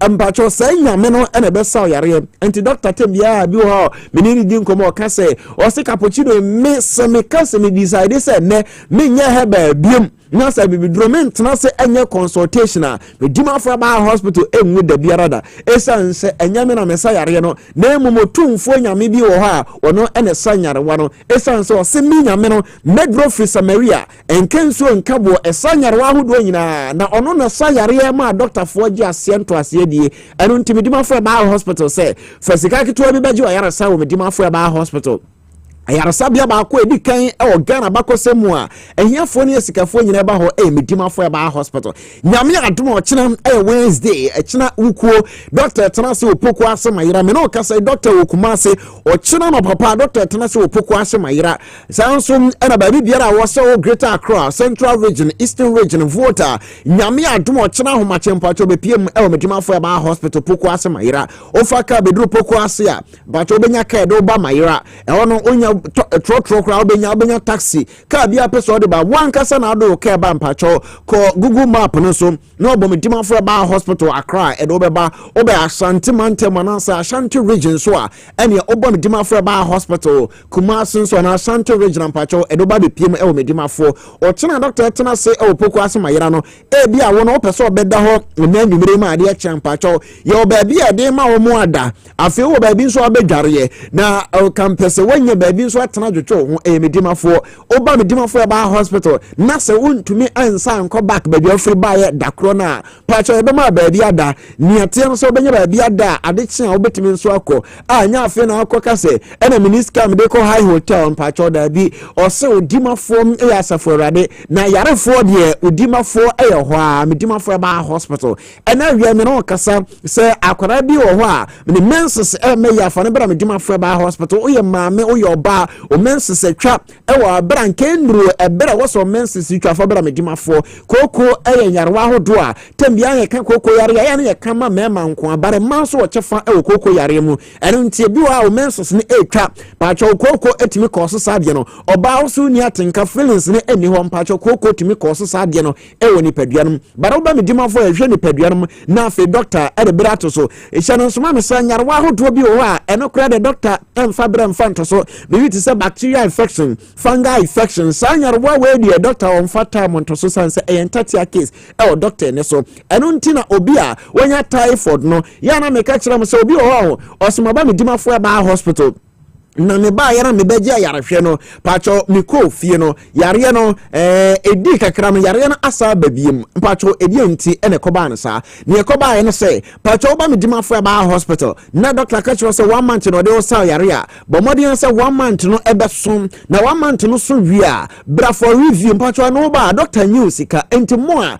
ebi a wota maso no waja atena fie obi o no madro no ba akomie no a waseme ho atome no ano no waja adro no nom na afi otefie afi ɛno bo se ebedi se bosome nsia bosome nso ekro no na yare na san so kenya na ho biom san se emmoa no a omo system omo anwo anwie ɛno nti no omo asa kenya ɛwɔ nipadua no afei o se me call me dimafo no me hoto me mo yare na saba ne atie no se doctor ma 1 month make sure say 1 month na so ɛso wi abra for review so be obehwa wa hu se nyarewa mo no afri system no ansa ro hu se ampa ho atɔ afei crampo so mo a typhoid ba so a oko orthodox ne amu aduro onum be 3-4 days I will say typhoid no ni nyina free system patcho typhoid mo wa no mo free system no esan say bibi dron kwa na timi to typhoid mo wa na se efri ni padua no eno nti na me se bra me dima fra ba hospital poko asemayira kuma se abua kwa atwuma ago typhoid mo wa edurum re dia omo san so multiply into omo multiply sana afei no mo ba be dunya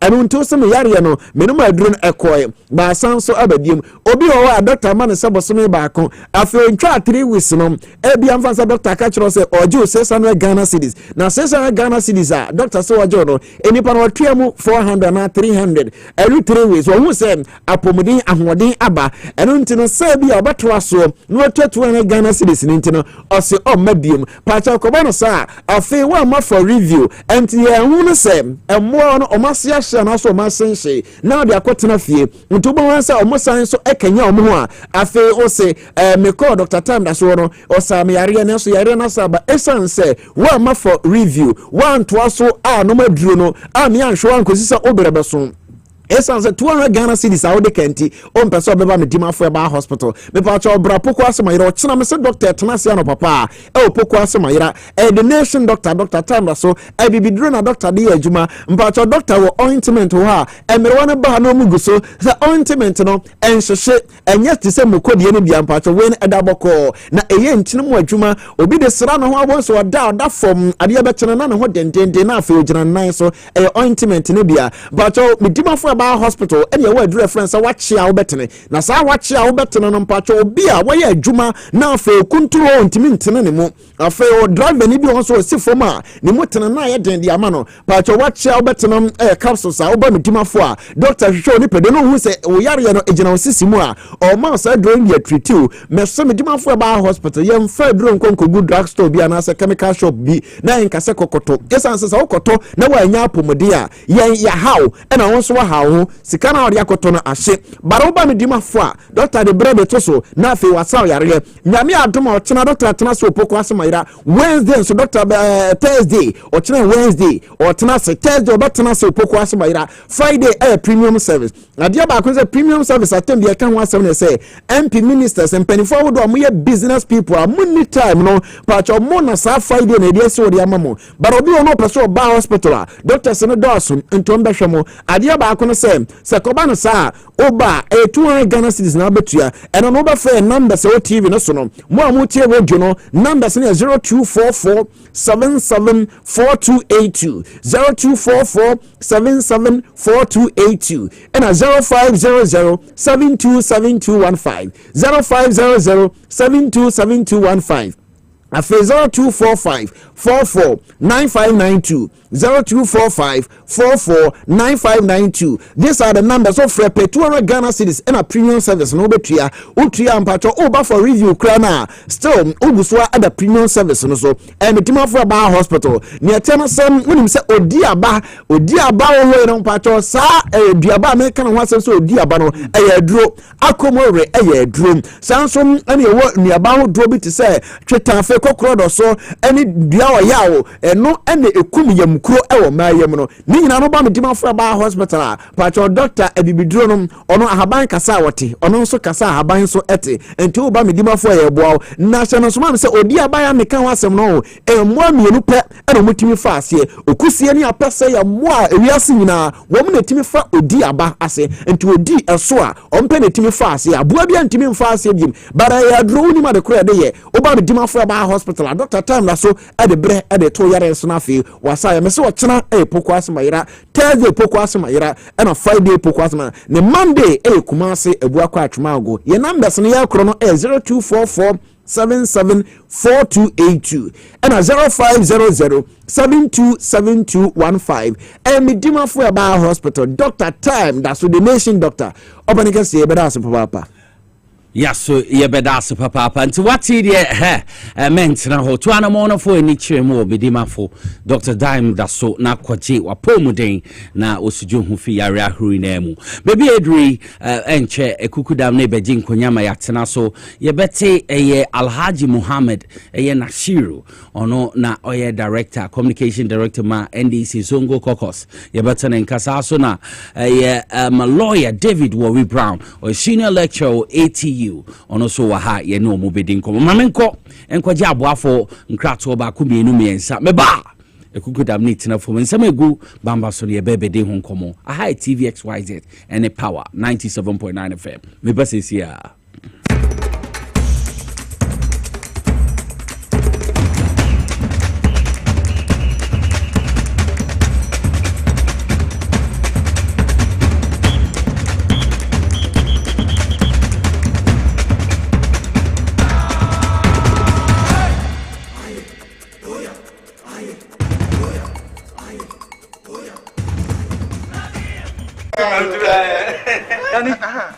Missy Menanum, a group pass up, every bro, Tibedo Imlenu.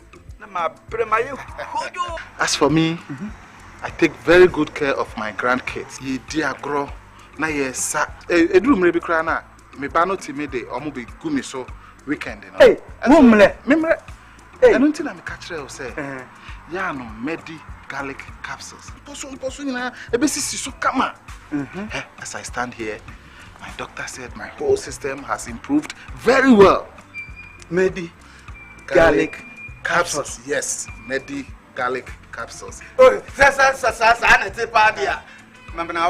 Medimosis garlic capsules. Wa mamoja dini paduani mu efrusani ye na esiesie oba ne barima mahona wodin. Ubenya edroyi bi ato omanyi mu pharmacy stores frey wo 050 349 4885. Edroyi enya mamofra enye ndi fie dumienu. Apemfo ene emma emanofo. Medimosis wunni how FDA ajidwe di nkra to ye ato.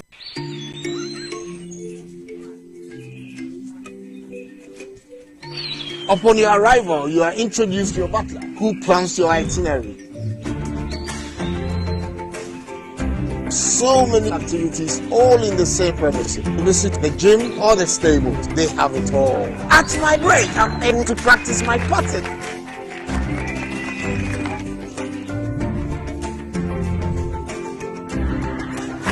They used only electric vehicles here. This creates a serene environment. I'm told it's over 1,000 acres. My cabin here sits on 2 acres with a large terrace space overlooking my private swimming pool. Now this is royalty. They have their own farms, thousands of fruit trees. I can also have my lunch here at the waterfall. Quite a beautiful place you have yourself.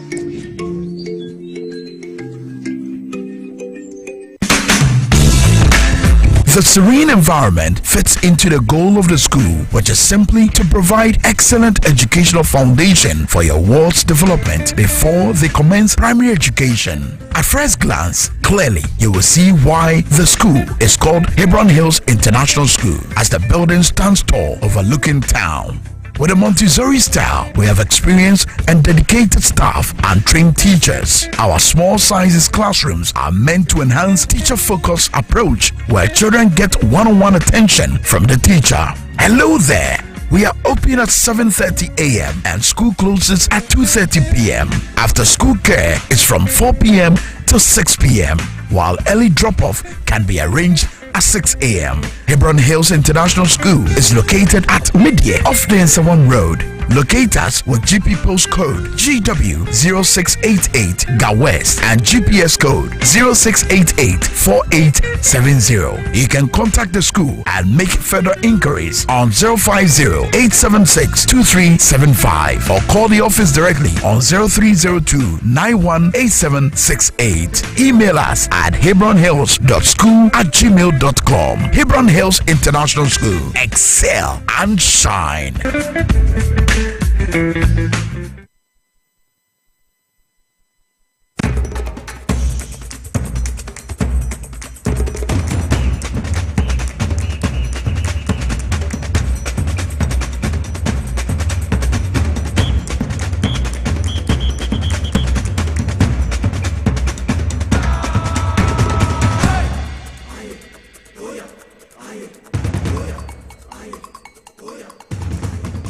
Mesano wakwaba at the bar TVXYZ baby awa wo hwe bibia wa wo tie power 97.9 FM wakwaba biom. Amika say de kukudam na jinkonya ye ba na ye bedi enkomo. Ye wo Alhaji Muhammad Nasiru wa ha so na ye wo lawyer ye Wari Brown David also wa ha te kukudamina me no mo bedi enkomo wo TVXYZ studios.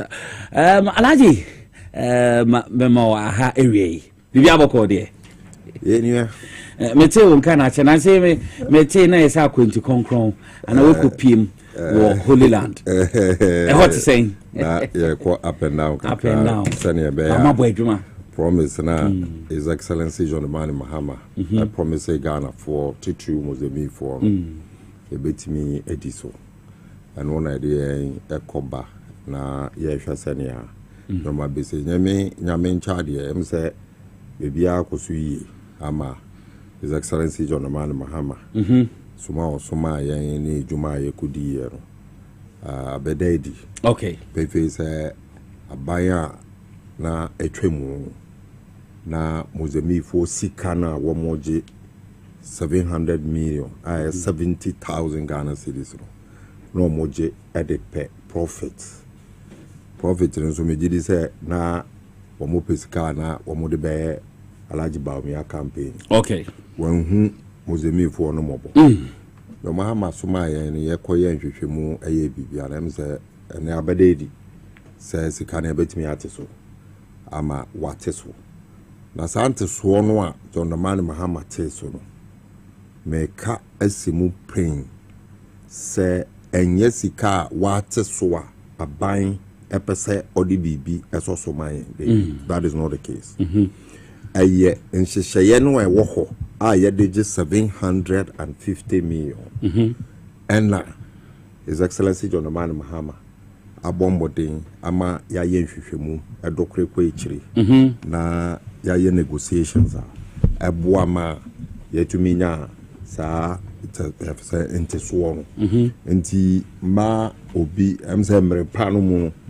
there will be full and detailed explanation of nyomana a course no na we no meka akosi subion because me ko ba na nia me tetene say ebi mo ka say a buying subsidy and any account they be His Excellency John Mani Mahama understands the depth of the problems Ghana ewomu efasika semu enti nia obetimi aye obeboa Mozambique for no eno na waye no proper negotiations to cut costs and ensure say at the end of the day the program from Ghana ebetua sika dodo an betimi enye bi ama no akọ sum ne sum okay enti eye bibia be de debia meka say akaya ni binom kodi na John Mani Mahama ye no bia there is no business for the MPP as a political party to come into the Zongo and think that they want to campaign for a vote. There's no business because the MPP from the UP, EBA PP, EBA MPP, Nina no, Ebe Pemone. Just say Abobo Ajojo, any saying discrimination, more discriminating against Yenuano Mozambique for. And with this initiative for NDC SIA under the leadership of John Mahama and Niawakasa or Bayano, Mijidi say, oh, we have MPP there, Yapamo with his own good. Because almost even Bazongo Bay campaign Biabu and Kabi Biabu, because almost Emmanuel agency. And or the Fuabaji. Na nia NDC ya dadano o asan so EDB ebeka ho na dem bi obuna obeka kire sure yeah anti Alhaji Muhammad Nasiru ono no ye communication director de ma NDC Zongo caucus ono na yatin nka mamema lawyer David Wari Brown sa akwaba law akwaba bibi aboko de nyame adom se sisia His Excellency John Mahama president here unamwa uti you feel the wind of peace. Asundwe bi etime unanti a wonsa asundwe bi wo man mu freedom bi aba. Ana wonse niaman so ahye ase a eyeye. Sisi akra wonse ntos bo aba fom. Jene bo aba fom.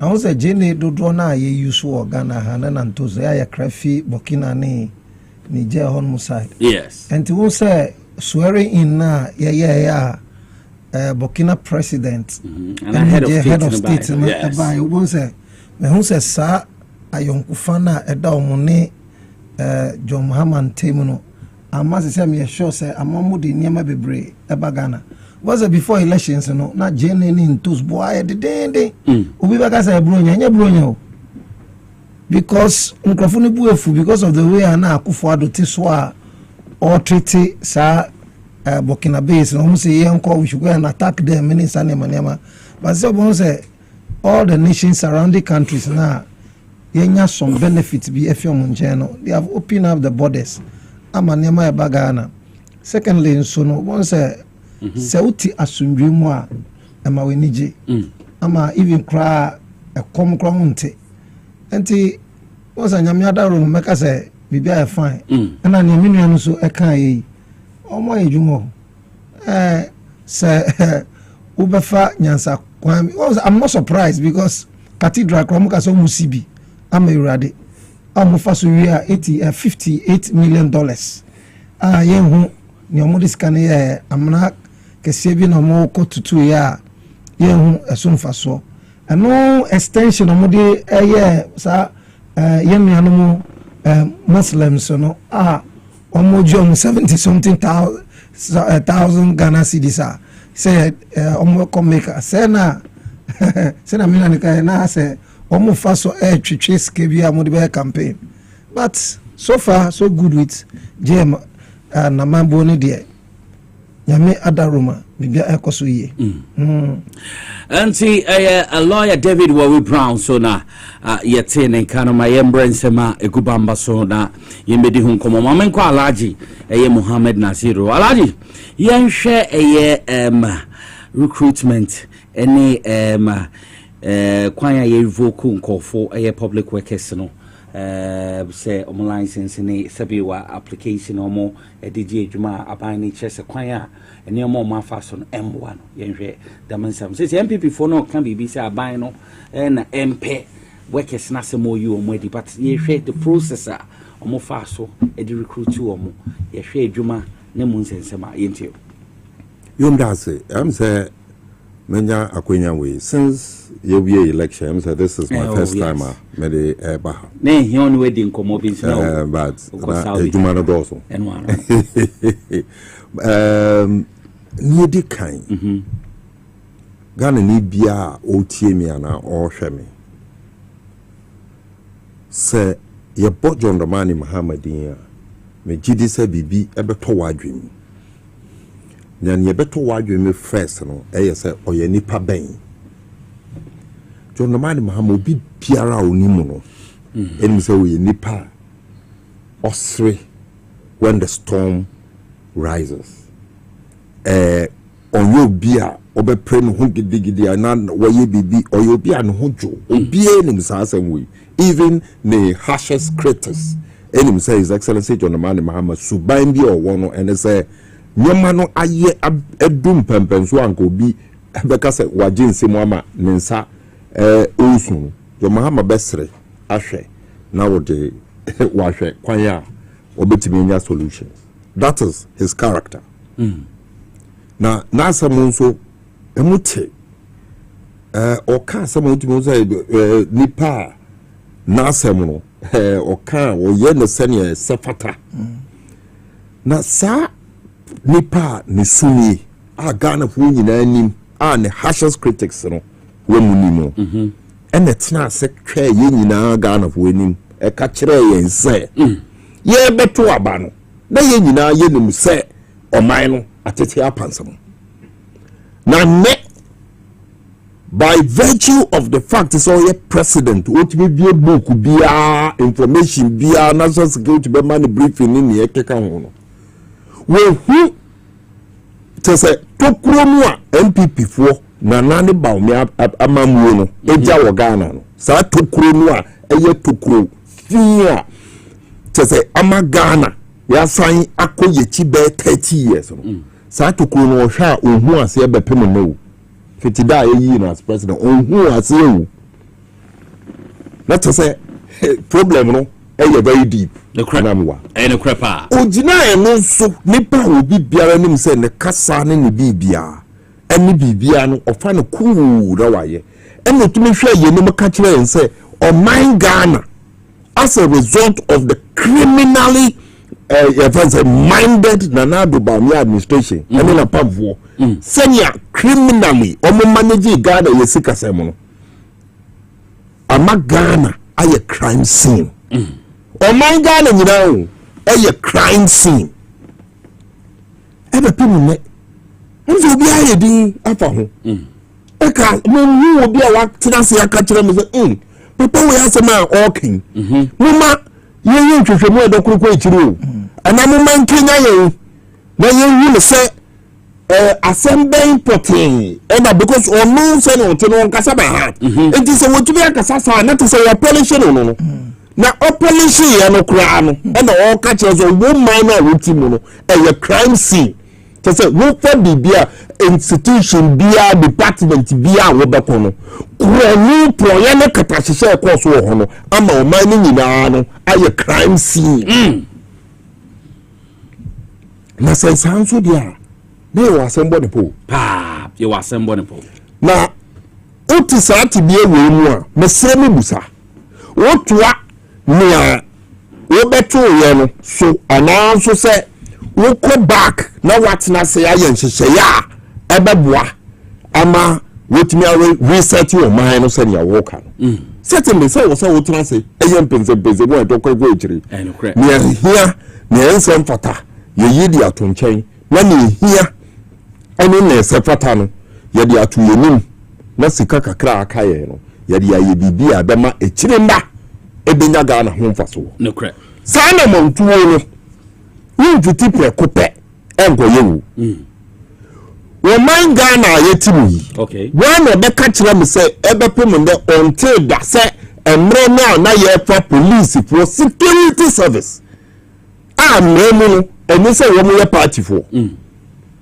eni say wo mo di wo mo for the political party activities wana tu o man mo until say police for no before this is MPP one enter that enti John Nabani Muhammad betra sento aso sa one enter that say ye before we juma e wo soldier juma mu a this is MPP for the past 8 years and Nana Bawumia betra aban mu ye fa amanfo wo fire service wo bra ejuma no wo mu unte advertisement bia say e fire service be for nipa one more mutumu go 2 weeks our fire service training center no more training no amaya because omudos we bebre we chirenti ye dey ba into we no mo 2 weeks 1 week yes it's true Ghana for ni antes asem we into the man Muhammad bayero onto asosa let us say onto asosa anga say Ghana for ni na be woni say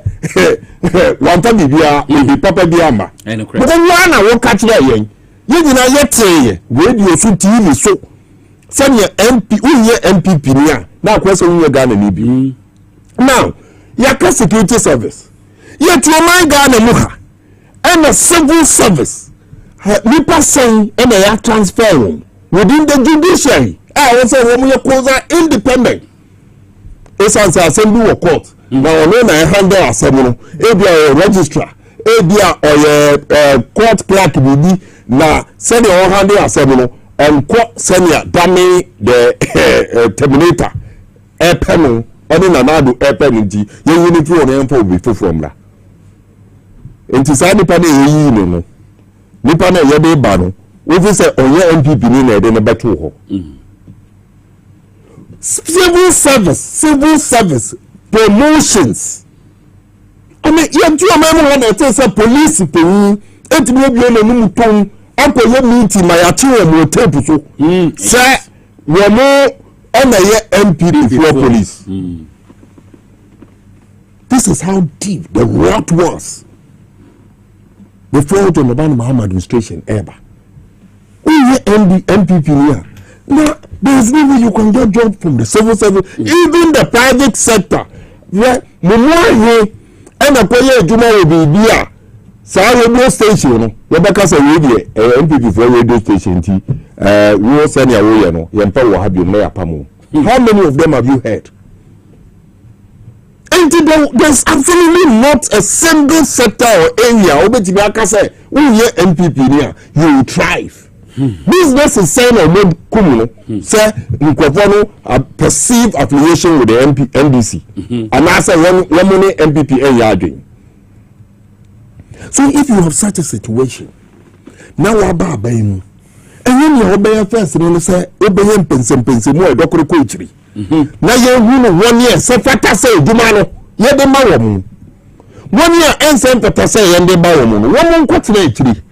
Now, I think they will apply them as Ghanaians to be given the level playing field because they don't want to cry when they got the job by virtue of their affiliation with the MPP, not qualification, not superior intelligence.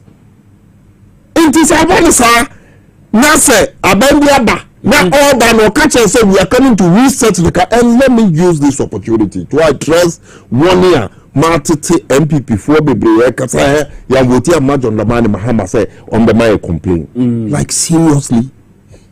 I mean, like seriously? John Dramani Mahama Ebano Wabatu a Bibina or Bayenia. What is wrong with him addressing you to tell you that this is the depth of the situation? In order to get the support of the ordinary Ghanaian Kambum. No solve a problem. That is what a good leader does. Intimate without ignominy. Woman forever kokra. Now woman come woman zamana yang go to a Madam Mahama say on the my complaint. How do you contribute to the success of this nation if you don't know the problem? So John Mahama must tell us the depth of the problem. So that collectively, now you to solve a problem. Now, me kasa se mo di akosi no wo me kan kosi se eme ye kasa yi mefa institution ba ko to say NYEP yes media Eric J yes edani me tieti wo mo komo so suspend a staff and temporary me tieti nkomo no approval issue no yes senior esiko na bedu pampanzo bi a me fi say the directives no course Eric J NYEP. I expect it to go on at NADMO, to go on at Ghana Investment Promotion Center, to go on at all the institutions. Because that is the only way out. One can't jump some apamo. How can you imagine say institution I was say one mobile and Babusika? Say one mobile no ho entimi fe be mo so eduma nka ho say institution sika no mo ba mandere mbabu no nkoyo eduma wo MPP ni na obi a wa bekasa ya John Mahama o say mo bi nti so ko say NYEP o some without even proper portfolios now you be say sika no mamo allowances and any IP correct now you be say sika no mamu alano NDIP no nipa auto is a place no John Dramani Mahama say that place no no the youth enterprise support yes some by numbers he da bodu na odieni na mo bet sisan no no party activity sika wo say the man nkofon ko ejuma no after the fa party for na ye dey say sika no etua wo and you expect to say in that situation. So we say let's sanitize the system so that sika kakra akano yemfa nye ne sefata na woni a won sem fata say we eduma ni mu no yemfa won sin chen no we applying that so we qualify I think they are competitive anabwa Ghana ni bia so better say we mo fa nipa no we dey competitive ye fanzai interviews ni ye keka ho na nipa obe pass no ya fa na eduma ni we ya na ma ye body. The His Excellency John Dramani Mahama at Dubai. Of course. Yes, youth enterprise support. Ministry of Trade and Entrepreneurship and Innovation Program. That is exactly so. Okay. Well, then you go to chief executive, and this young man from in the Ghana community, one of the deputy. So we are making. So I mean, these are the issues on the table for 1 year. We are taking up positions at the various offices. And indeed, some people at what so a Robert True said not MPP for the year. Now we are committing crime. That crime to the magnitude of what John Dramani Mahama defined as making the entire country a crime scene. Now we also want baby. We brought John Mahama. And I say, we brought Ghana for. Say Robert Waso, sir. I want to believe, sir, and she shall send it here. Before ya pound say one come near bebree me come chiro me go say very soon report no ba na beba ebe pia ba bebree am we the depth of the damage we mo akoso o man no na we mo kasa ne we mo nya the your friends saying the akoma na kasa audacity women so omode kasa no women kwa na omhua me wanwa because hwe se mekaiwa in the 80s 1981-83 when John His Excellency the former President Wallace and the similar circumstances the damage that Rawlings came to meet by this number of days over how many weeks. Now I'm for you come misre men kai busiafo yaw men karo mo yaw now you come ebimu based on corruption. Yes, calculate. By this time the days are about 1 month. Now ebimu kodeda you come but that debt cannot be compared to what the Namani Mahama is facing today. We are all everything is going on within the remit of law. Now women will treat the cook send a bear, yam, bia, and also Eddie as a for ever bread John Mahama Pino. Into a minute crying, Ebusu Kasa. But we know them. We are cowards. We know you are cowards. We can look straight into your face and tell you we know you are cowards. We grew up with you. Yet you know. We are who for. And the time will come, only will have been only to send me back to and that time, there's one friend witch hunter. Rebecca will say anybody who sees a witch needs to hunt that witch. Because we came and the womb quala. And Sawabeka say, minimum can be ATR. So for us, we are Rebecca say Ghana for His Excellency John Dramani Mahama Nimping for our power.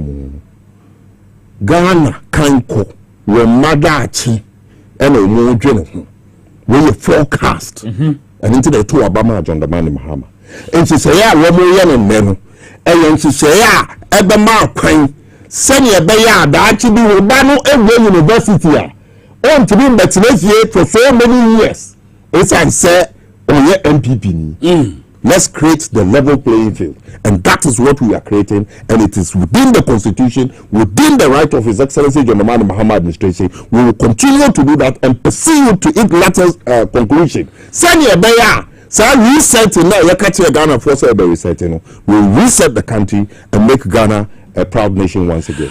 Medase Alaji Nasiru Muhammad and Muhammad Nasiru or communication director at the NDC Zungo Kokos onona yatin kanko lawyer Wewe Brown yentio yo medase ansana metwa so no mede inchia emma omampenyi and vice president Jubilee House for na me mufrana ashamanfo michiamo and I'm students umaya dear pa Nico mebeka afwania alaji ekai say I see Ghana is a crime scene so we are police ni in the life history of Ghana, you can find policemen involved in armed robbery.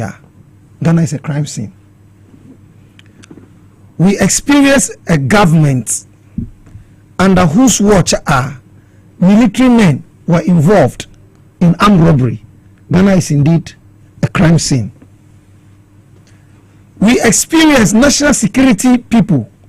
Our ID card, national security people. Our team called Robbie, repeat, for our East Legon, and in the Ghana indeed is a crime scene. We're in this country. Ama Omampeni Akufo-Addo a promise and say, Onua oni Nyankopon ashe bobi. Say obesi cathedral ama Nyankopon. Na onfa public funds.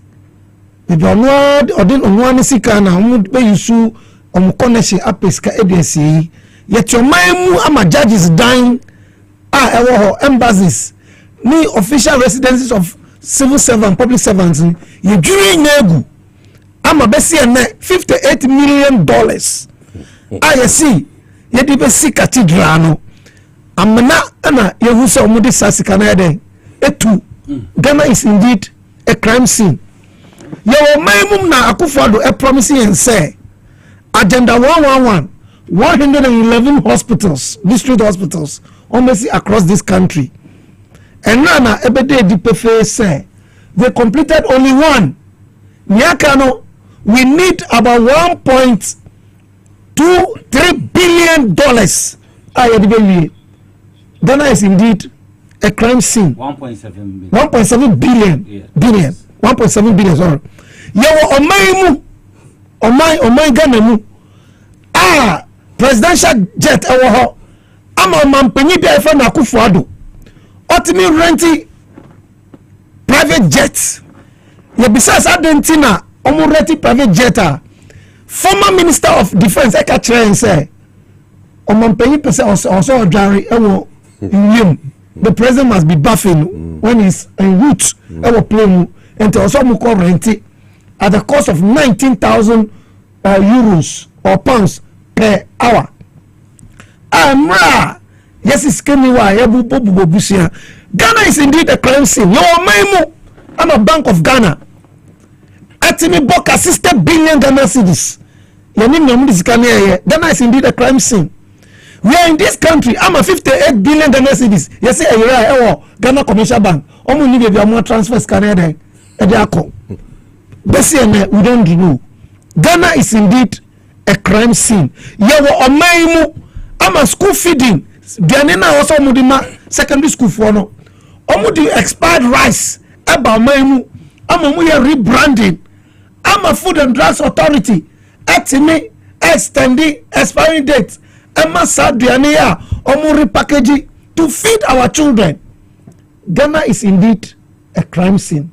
Na say your officials omu abemu omu public service they were involved in these things, sir. Why don't you think, sir? Yes, sir. So my painful phobia Ghana for atu abamano. Almost Ghana is indeed a crime scene. Bra, never should sanya memu.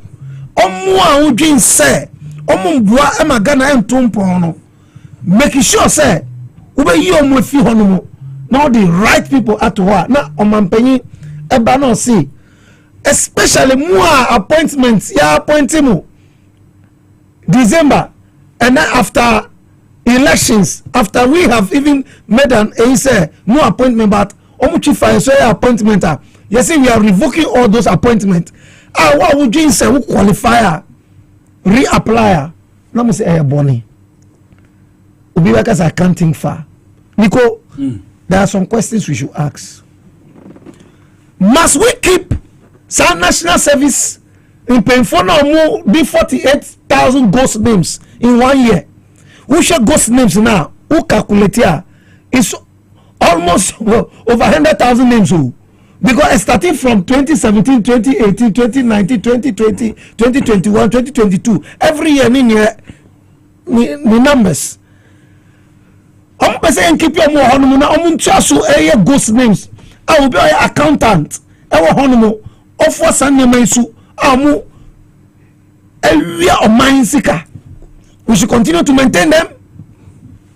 Yet your Maimu, I'm a Canadian Japan, a Bonakukwe Kachray and say, or no Canadian Japan, or the more than 350 people at the immigration, police, military anyway.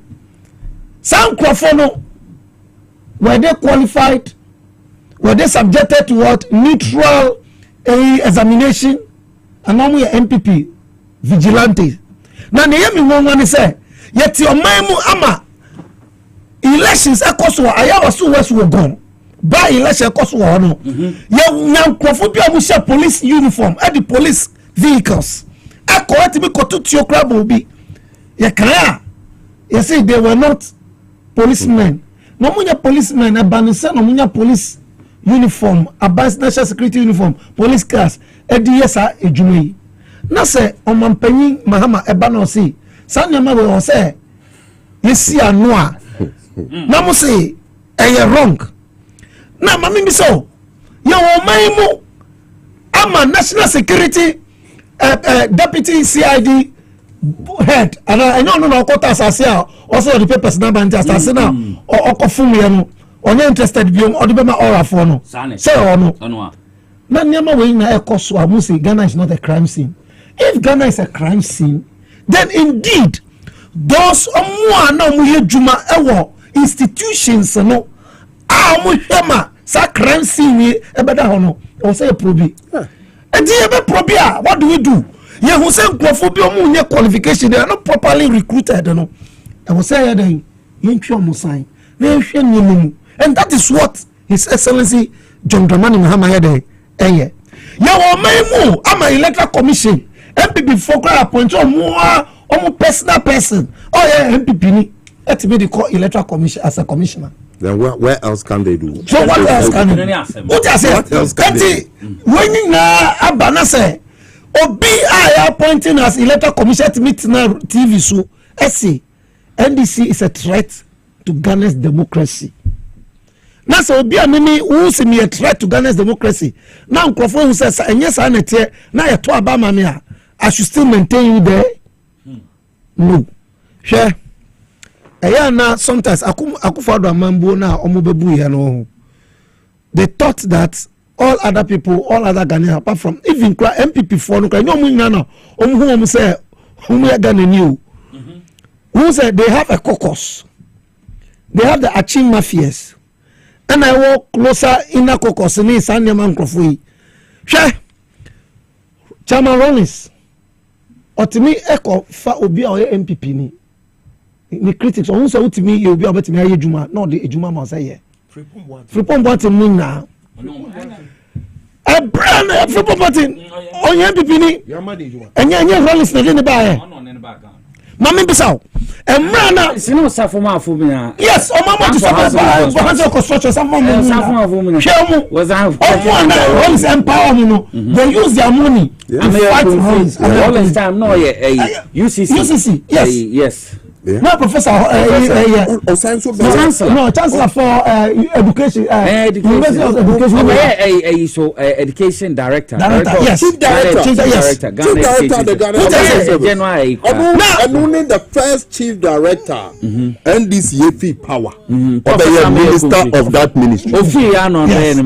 Minister of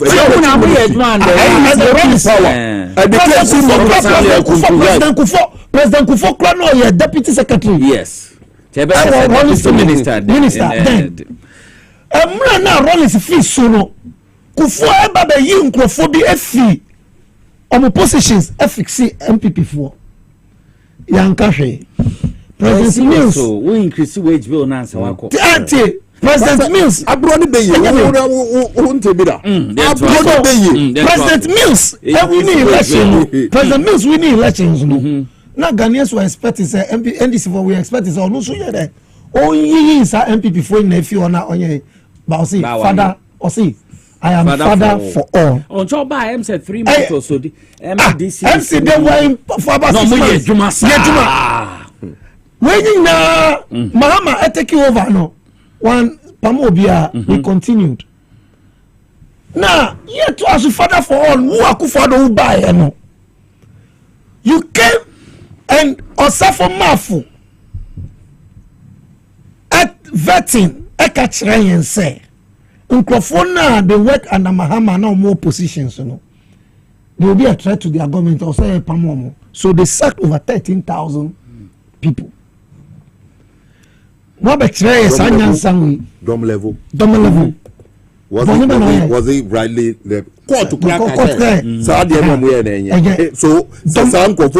let's start mentioning names. Dom level on court retirement too. They forced him out. Okay. Mekaipa. Mo yesanyama win na ye bana yesi okay. Yeah no. Enye obi biara MPP ni na ebe pamo, but ye mafia say don't recruit people within this period of time. Now now you went against the directives of the president elect. Now I want to see the okay, allow me try one no me sign call na yen kohwe sa akasamfoni yes akofaba okay Osafo Mafu senior advisor to the na run his friend on Mafu sa kokosa from Mafu some of the two January enti momenti payroll for every department and every sector institution in this country. So if I'm appointed a new minister and your payroll, you are not on the payroll till December, the day of the election, and you're going to appear on the payroll for January, when were you engaged in that particular thing? You are going to create a problem. If names appear on the payroll after December, we definitely will lay them off quietly. Yes. So Osafo Mafu as a senior minister under Akufo-Addo, you are going to create a problem. You will be a problem to the government. Yes. That's how no can you. The wage bill na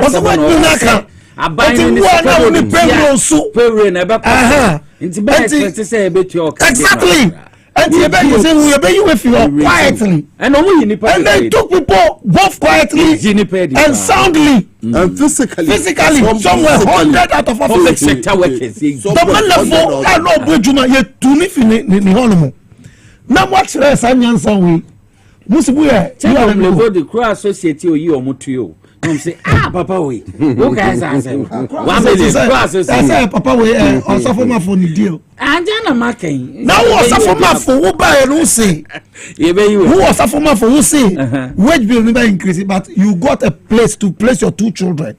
Umam, you know the unya, paper don't share. Now you say, okay, at the Papa Biara, Akufo-Addo government, Mama Shasabonu, I see. Every good thing now, MPP INO will continue. And we thought, say, payroll now, who say, bloatino, yen tungo for we thought it was a good thing. And the more and I am pointing after the elections, we are going to take you off. Now, we won't bring you back. You see, we dream say we qualify, reapply. When you need the qualifications, we will engage you. Sana Mahama Eka. Namusi Boni. In the second place, the question I want to ask is, was the president, does the law permit the president so to do? Yes. Oh, yes. Because I am the president. Ghana for to Obama, John Mahama say, John Mahama, hey, you will say you are a very good man. You can govern this country very well. I did the other Ghana, yeah, and President said no. We want qualified people to place in positions. And nothing now, ocean ministers now. Yeah, they have either been deputy ministers or some have been ministers before. They have worked in those. We are putting them in critical places. Meanwhile, Jumana he is a Muslim number 1. He has lived in the Zongo number 2. He understands those issues. And nothing as our committee in order. The president cannot put me there because I do not understand the issues of what Hajj. And there are more qualified people who are supposed to be in certain positions. Wow, if you don't put the right people there, they will corrupt the system still. And nobody now worry no money. Nana bin Muko National Service Secretariat. And for me, the president has not done any wrong. Okay. And so saying Crofono, if you are, they revoke a year. It was the right thing to do. And I believe if we were doing something now, we learnt it from the MPP. because we think that the father for all will not help this country. Sana Ghana MPP for HRN. And I think, sir, the president did no wrong. And then to appoint new people, no one say ask for CEOs, and no there. Every CEO now order Ejuma Kobe Anono is a representative of the president. And it's a me person me di obi eko baby. I need to get somebody me trust in say obeti me head. Aye Juma me da shen ni nsa say onye mame. That is the essence of it. And it's the CEOs. You have even a Supreme Court ruling, when you come with a particular government, when the government is out of office, you go with them. You are is coterminous with the president. And for me, I must say, sir, it was a right decision that the president took. And we are on course. Didn't Mercy or better than that? Good. As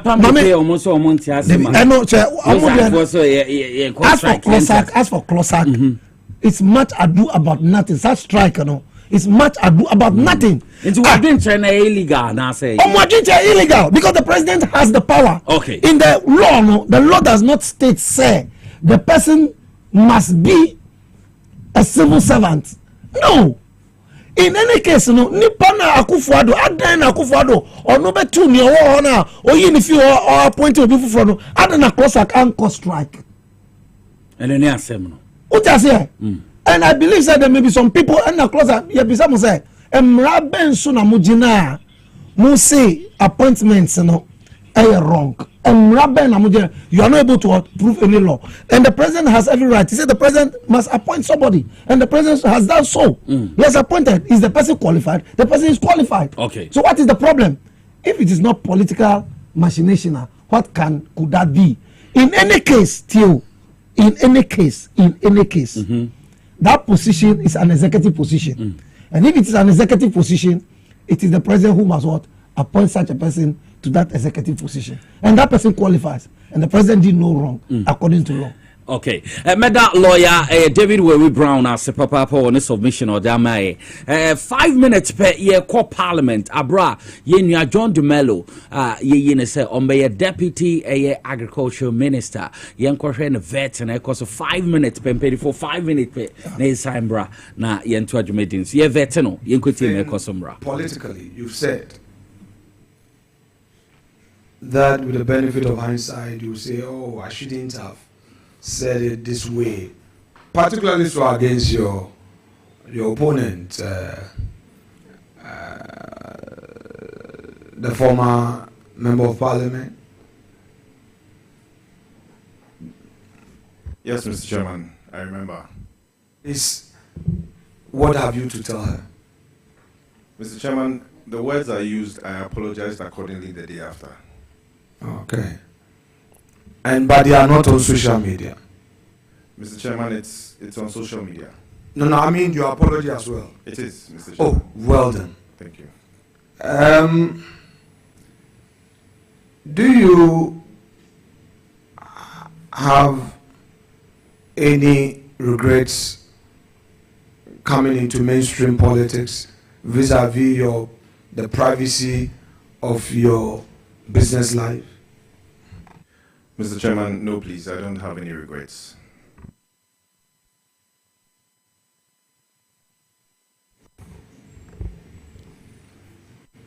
John, how would you want to inspire the youth of Ghana? Particularly so, you coming from the area, your constituency is largely of the academia stock, full of academics, students. What do you hope to inspire them with? Thank you, Mr. Chairman. Mr. Chairman, for me, I want to inspire people to be able to follow their passion, follow what they want to do, and do it well. I'm a man of probably many talents. In the movie industry, I think I did quite well. In the business industry, I think I'm doing quite well. And politics, I'm yet to do well. And so when some people look at me, they might be inspired to follow their dreams and follow their passions and make Ghana a better place. Have you read your party's policy on food and agriculture? Be honest about it. Yes, please, Mr. Chairman. You've read it? Yes, please. What's the policy on food and agriculture? Well, our policy on food and agriculture is simple. It's to just create food sufficiency for Ghana. It's to feed the industry and feed ourselves. Through which methodology, modeling, strategy? How do you hope to achieve that? Thank you, Mr. Chairman. With the feed ourselves, we hope to produce more. We hope to reduce post-harvest losses. We hope to feed the industry, and we hope to feed ourselves and export the rest. Thank you, Mr. Chairman. Now, in the process of ensuring food sufficiency, how does this fit into this your slogan 24-hour economy? Thank you, Mr. Chairman. Mr. Chairman, Ghana is one country that has just about one farming season.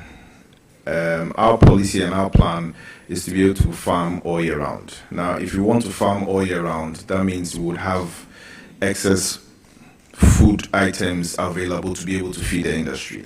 Now, once we have excess and we are feeding the industry all year round, definitely these industries have to run 24 hours. And so that's how come we'll fit into the 24-hour economy. Thank you, Mr. So what is the 24-hour economy?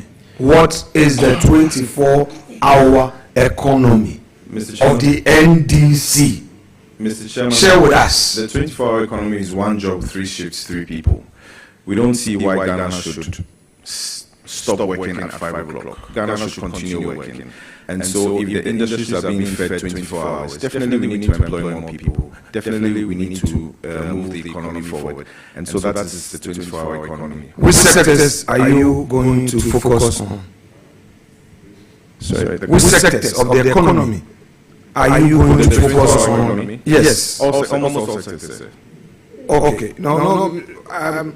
The nation is listening to you. Yes, please. Yeah. So almost all the sectors. Yes, please. Oh, I see. Right. Those that deem it fit to be under the 24-hour economy. Okay, so there's going to be a modeling program to allow people to fit into it. There's going to be a certain framework, correct? Yes, Mr. Chairman.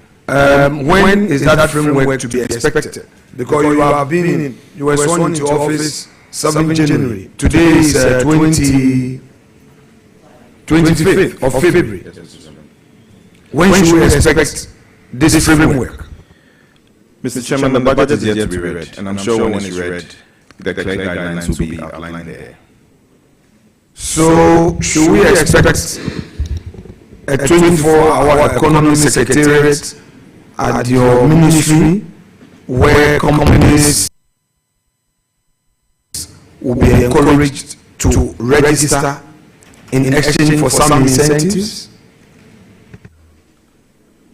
Thank you, Mr. Chairman. If rightly so, if that becomes very necessary, yes, we would have a 24-hour economy secretariat at the Ministry of Food and Agriculture. Not. Yes, thank you. Leader, please. I said earlier, and you are pretty much a smart guy yourself, and you are aware of this, that the nominee is here as a deputy minister designate for the minister. He is not a policy maker. So let's stay away. My advice to you, as my brother, as you do advise me, is that let's stay away from policy issues. Thank you very much, leader. Please, you can continue.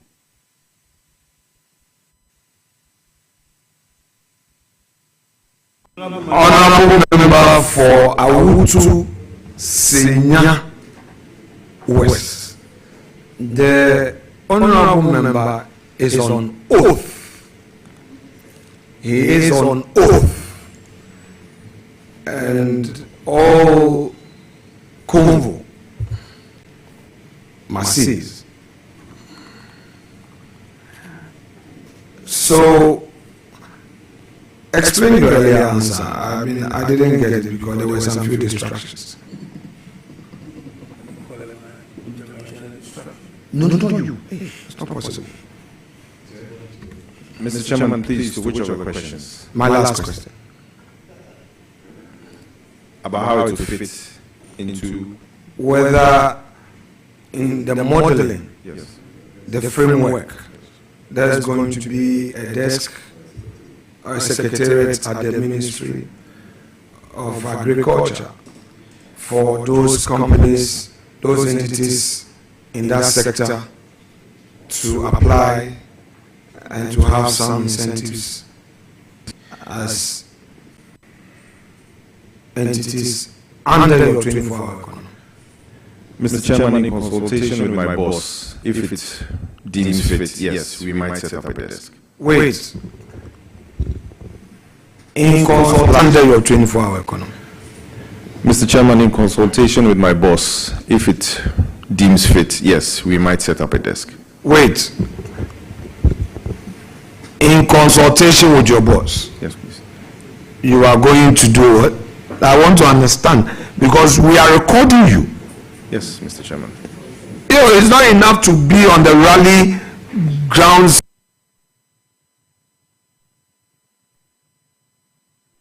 If it so pleases the ministry, we will set up a desk. If it doesn't please the ministry, if it doesn't become necessary, we should forget about the 24-hour economy upon which you mounted your campaign and won the 2024 elections. Correct? Correct. If it becomes necessary, sir. So it may not be necessary to set it up. And it can be necessary, sir. Okay, we've taken note. Now, are you aware? And I expect you to be aware because you are dealing in poultry. Are you aware that inputs, particularly insecticides, fertilizers, do not enjoy exemption anymore, that the agro industry has to pay for duties on them? Yes, please, Mr. Chairman.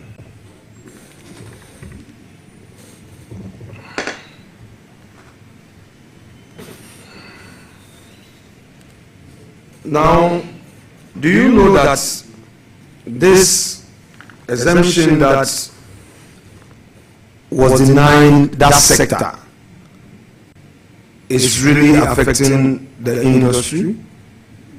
Because you are a member of that industry. Yes, Mr. Chairman.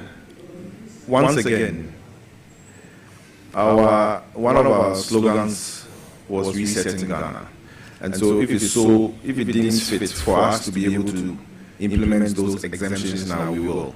Because we want to grow Ghana, we want to make Ghana move forward in the right direction. So you would want to suggest to your minister to bring back the exemptions so that those in the agro industry will enjoy that incentive to make it cheaper for the agro sector. Mr. Chairman, in consultation with my boss, if it becomes necessary, yes. I'm just reminding you that your party was against tax exemption.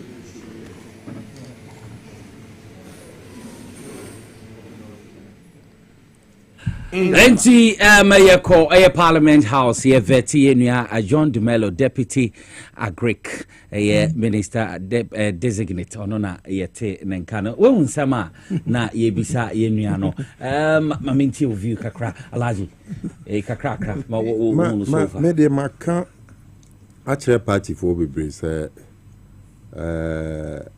honorable afenyo marking ejuma obeti ba ya na all year I said this week obi say ejuma no everybody should put his mind and I'm going to say oh ejuma bi ebium in parliament I mean only be there ebium enti yentu ebo kakran kakra ni obeti ba ya no all year njo bia ejuma ne bebe wi na dey dey apostate o mining bu ye bu mine no o ma you be hu nkwala o be hu mpanyivo o be hu nkokora ni wo mo obo nka ho kra those who don't matter o na o be hu so I think John Dumelo, Honorable John Dumelo, born homebody, why so straightforward to the questions. The Buama time and also back in 10 might be Munswa Bani because before Nipan Baba Kotina Hon, na Bibia Teresa. Or say fata say yemano sa appointment and I say juma no be timi aye enti sa questions ni in somewhere am from me then na wo bisa minister of agric say 24-hour economy so I mean you clearly know that one more agenda okay Lord also ka crazy ma yehu na yenkwe because I mean I think Honorable John Dumelo was just straightforward with the man. Na afenyo making. Na minu yakaya no. I was saying who's so irrelevant. To remain relevant, no. I was so bisa question bia MPP for anybody. Me sure say be obi na pushing say on this ejumai. Senka afenyo making pa as a trained lawyer in his own I mean sure say you be going into that because what be so be say and the 24-hour economy no be set dex or ministry one and also say who here say you be set dex or your ministry wa you be what answer again do you expect or see I don't know here you be who be say mu be set and a second one who see poultry there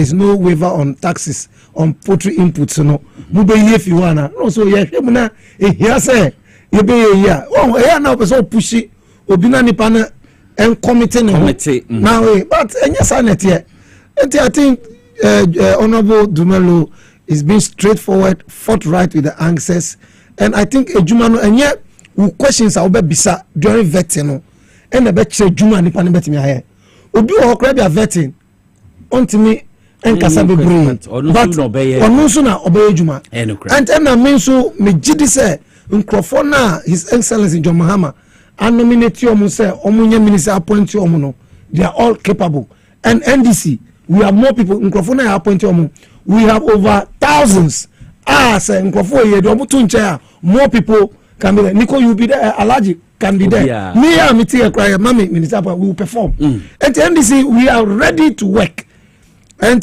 John oya there obon humo then I believe say he will excel at his ministry supporting the boss Honorable Eric Opoku to succeed us. And no, we need to produce, feed ourselves, and then export what we can export. No.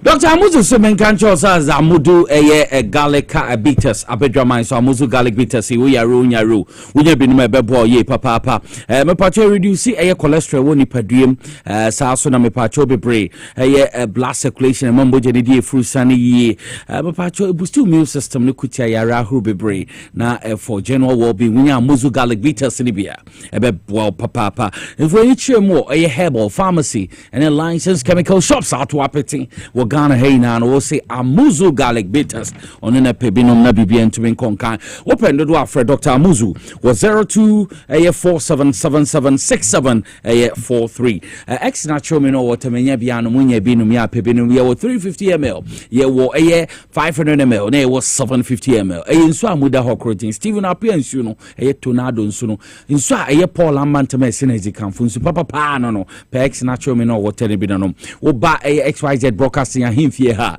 ye wo su abebrese street depo kese na ha wo ba also per Robert my friend Uncle Bob or per Chelsea pa dudu bia ope bi odbe mama also wetumi akoton ana wakonom kama mabibia etumi akonkan ebi o Medimoses clinic ne herbal center no on the Medimoses garlic capsules abedwaman so me pacho no so eboa improve blood circulation e mambo jendie frusan obi o se mensa na nan ITTT anansi acheme wonya bi no mebeboa na eyi niam bi ambu oni pedua no fi oni peduam kama wo yare onya Medimoses garlic capsules ne bi ebetumi aboa enye na wo Ghana fa na ina bebi eton dro bia kai se Medimoses anka so mo clinic ho nti prostate disorders so na sexual weakness why embre wo mpem ansana be man no ba why your problem sciatica na say diabetes typhoid and malaria fever STIs ni na hawa metumi abo so no mo dental clinic wo mo dentist obo no hombody yi enu mo dwumani na obeya mo wutu si ana wo ha kye no se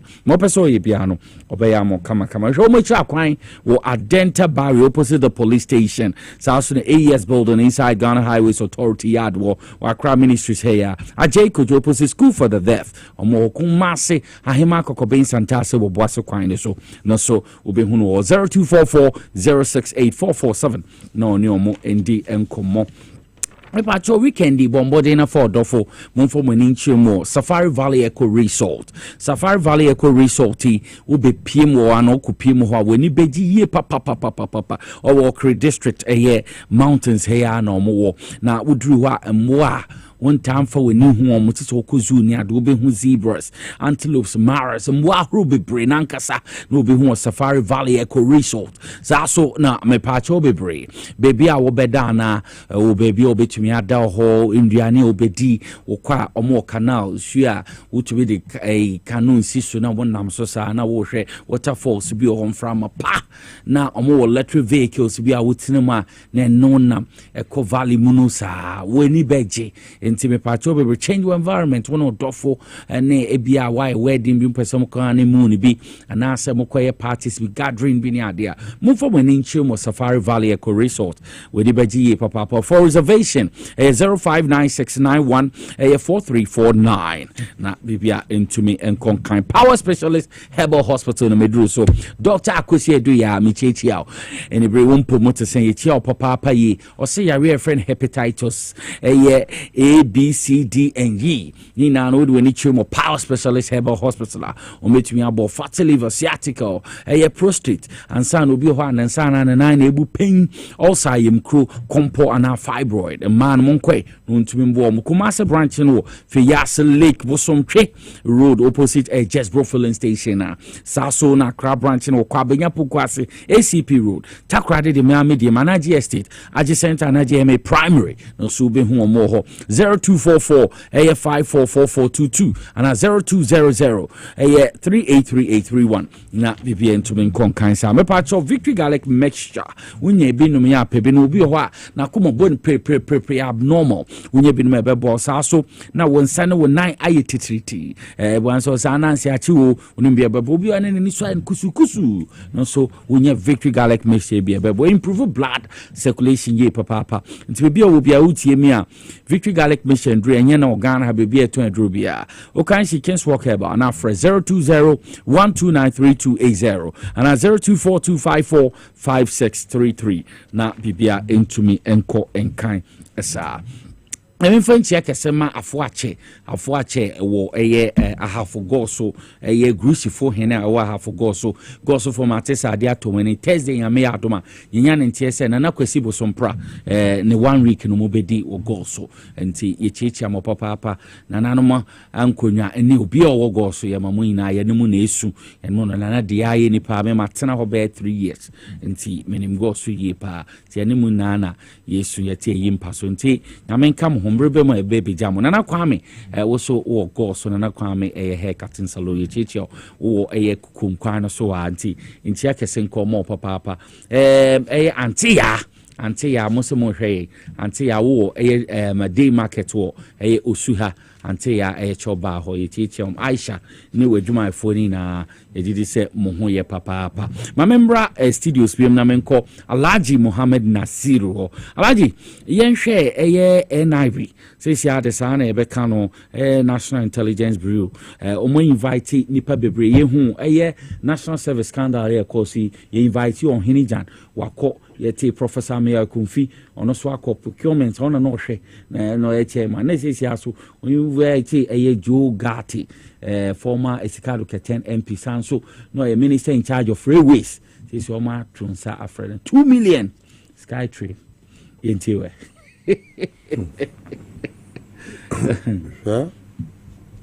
o chia goals of no I mean fa kwenya we enchia half region executives yenua asane ba say no secretary and me amini aji asana aji asafia minimum muina okay omunyina Mr. Power omunyina mi cheche awo mi wo kakra ne se wohu nyoma no se na isiko me ma kachira se very soon nyoma ebesi wo betensem na nieme nwanwa kakra ne se na me fi se emre ana omudi akokuduro di wo monsa woga ne sekemu eye ne omo pe yakasa na wo mo aka nsem ansem fata no mentwa wa no so ende ye eduji tamaklo NPAS National Petroleum Authority CEO and then the birthday into baby or Biano. Yes. Edo Tamaklo, a more happy birthday, big boss. Young Quay in Malaji. Inti Emrana womo yesano. Yeni ya yenimu womo, yenimu se nkwofowe womo hufu. Na to the end obetensem. They know say most of them episode mojo. So they are singing like the canary bird. And no abo investigative body no. Say your man said in Sibaro. How many weeks? Ena we mo tena say. Or for tena say. In van omukonya national services and some way and the idea chire e bon wo do hu bebia ye so we America no information no de ba na e ba wo mo nkasa ana wo hu say MPP for na nkasa trosho guy na no owo bebia Eric J Ekon NIEP wo sare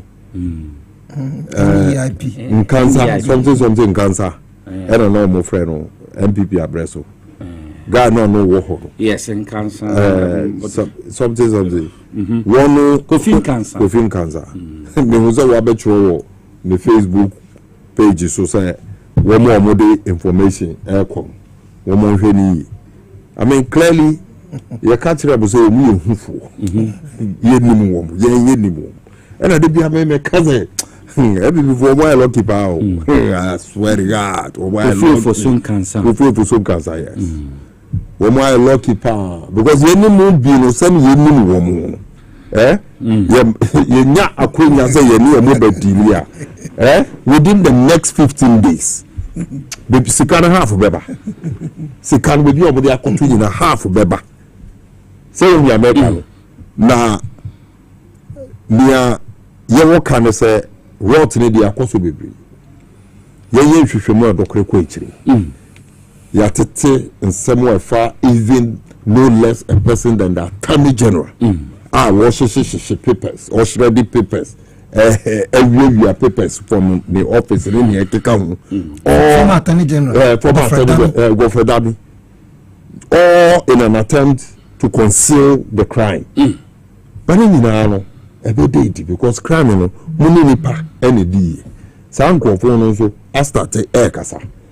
Say, you say, you know, and the two are, and the Malcosaco say, because very soon, a rabbi doing change.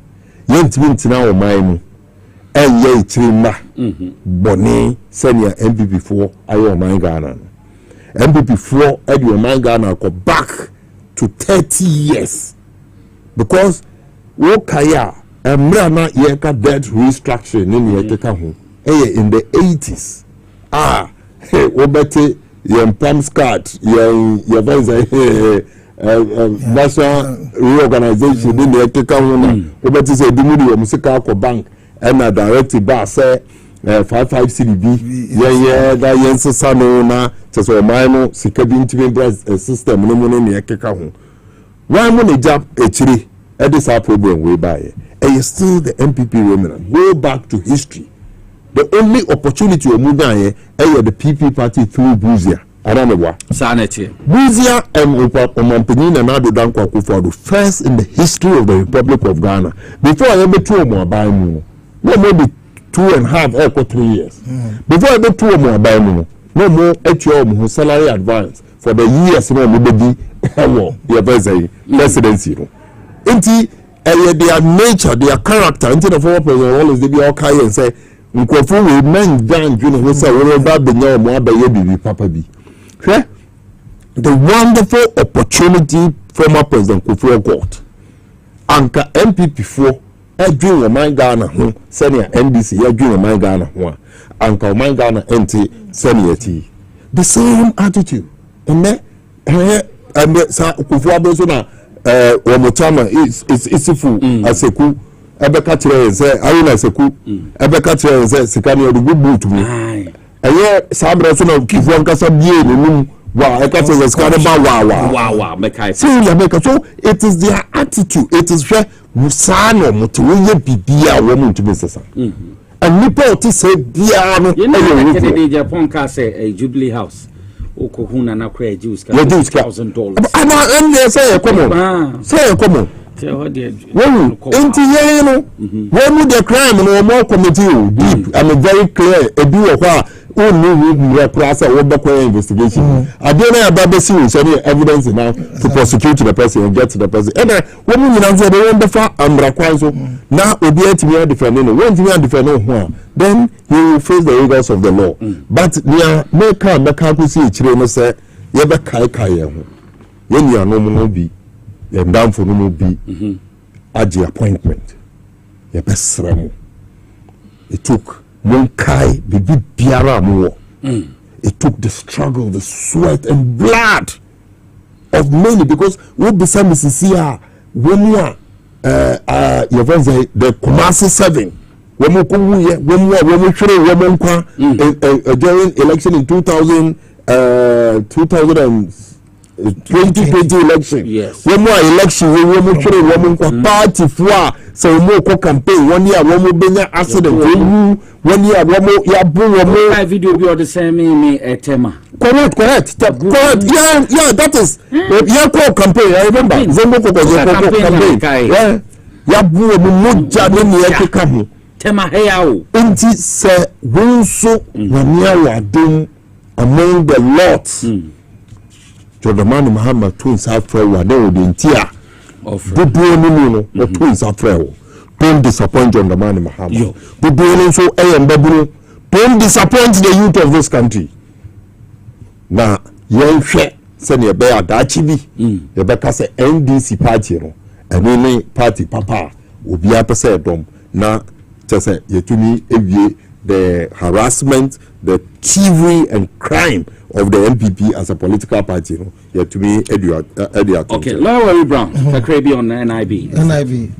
Sir, yet me too, sir, every former president John Dramani Mama or Osaya president to NIB. Inviting Jogate is not bad. Okay. So mutimi echo former president news. If he echo harassing ere say wapaki cars be oho.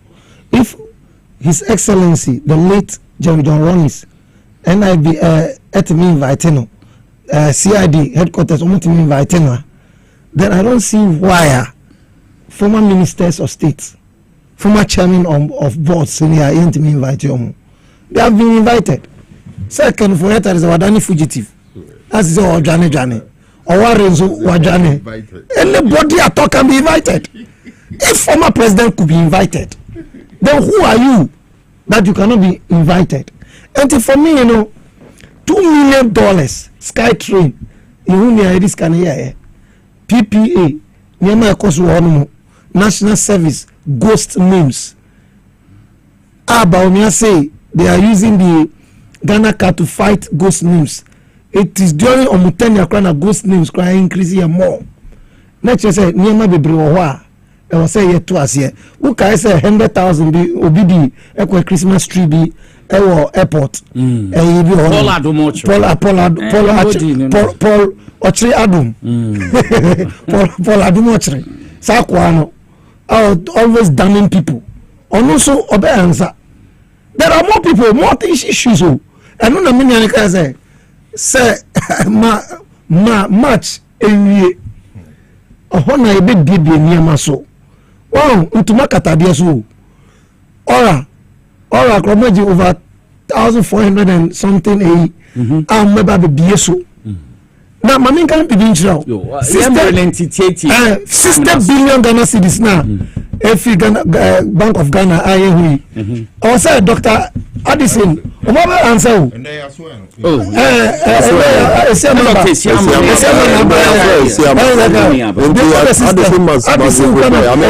have time to 240 something million somebody see new Bank of Ghana headquarters, you know.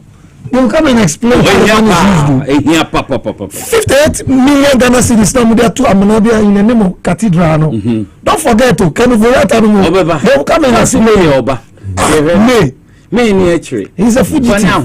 Me can forget a part 2 on me. Can you adopt a bag and you should be handcuffed. But I say, lawyer. David Wowi Brown, or a senior lecturer at ATU Sasona, Alaji Mohammed Nasiru, no so communication director, the NDC Zongo Kokos, Mamenda Timnina, Special Kelvin Asante, Raf, Jampo, Peter, Elvis, Kofi Asante, Timnina, Mendo Maso Moboy, Chidom, Medi bro. Mr. The news papa in a can, de bro, from Nicolasia, Yawson, Yes, one bad, Debbie Ever Good evening.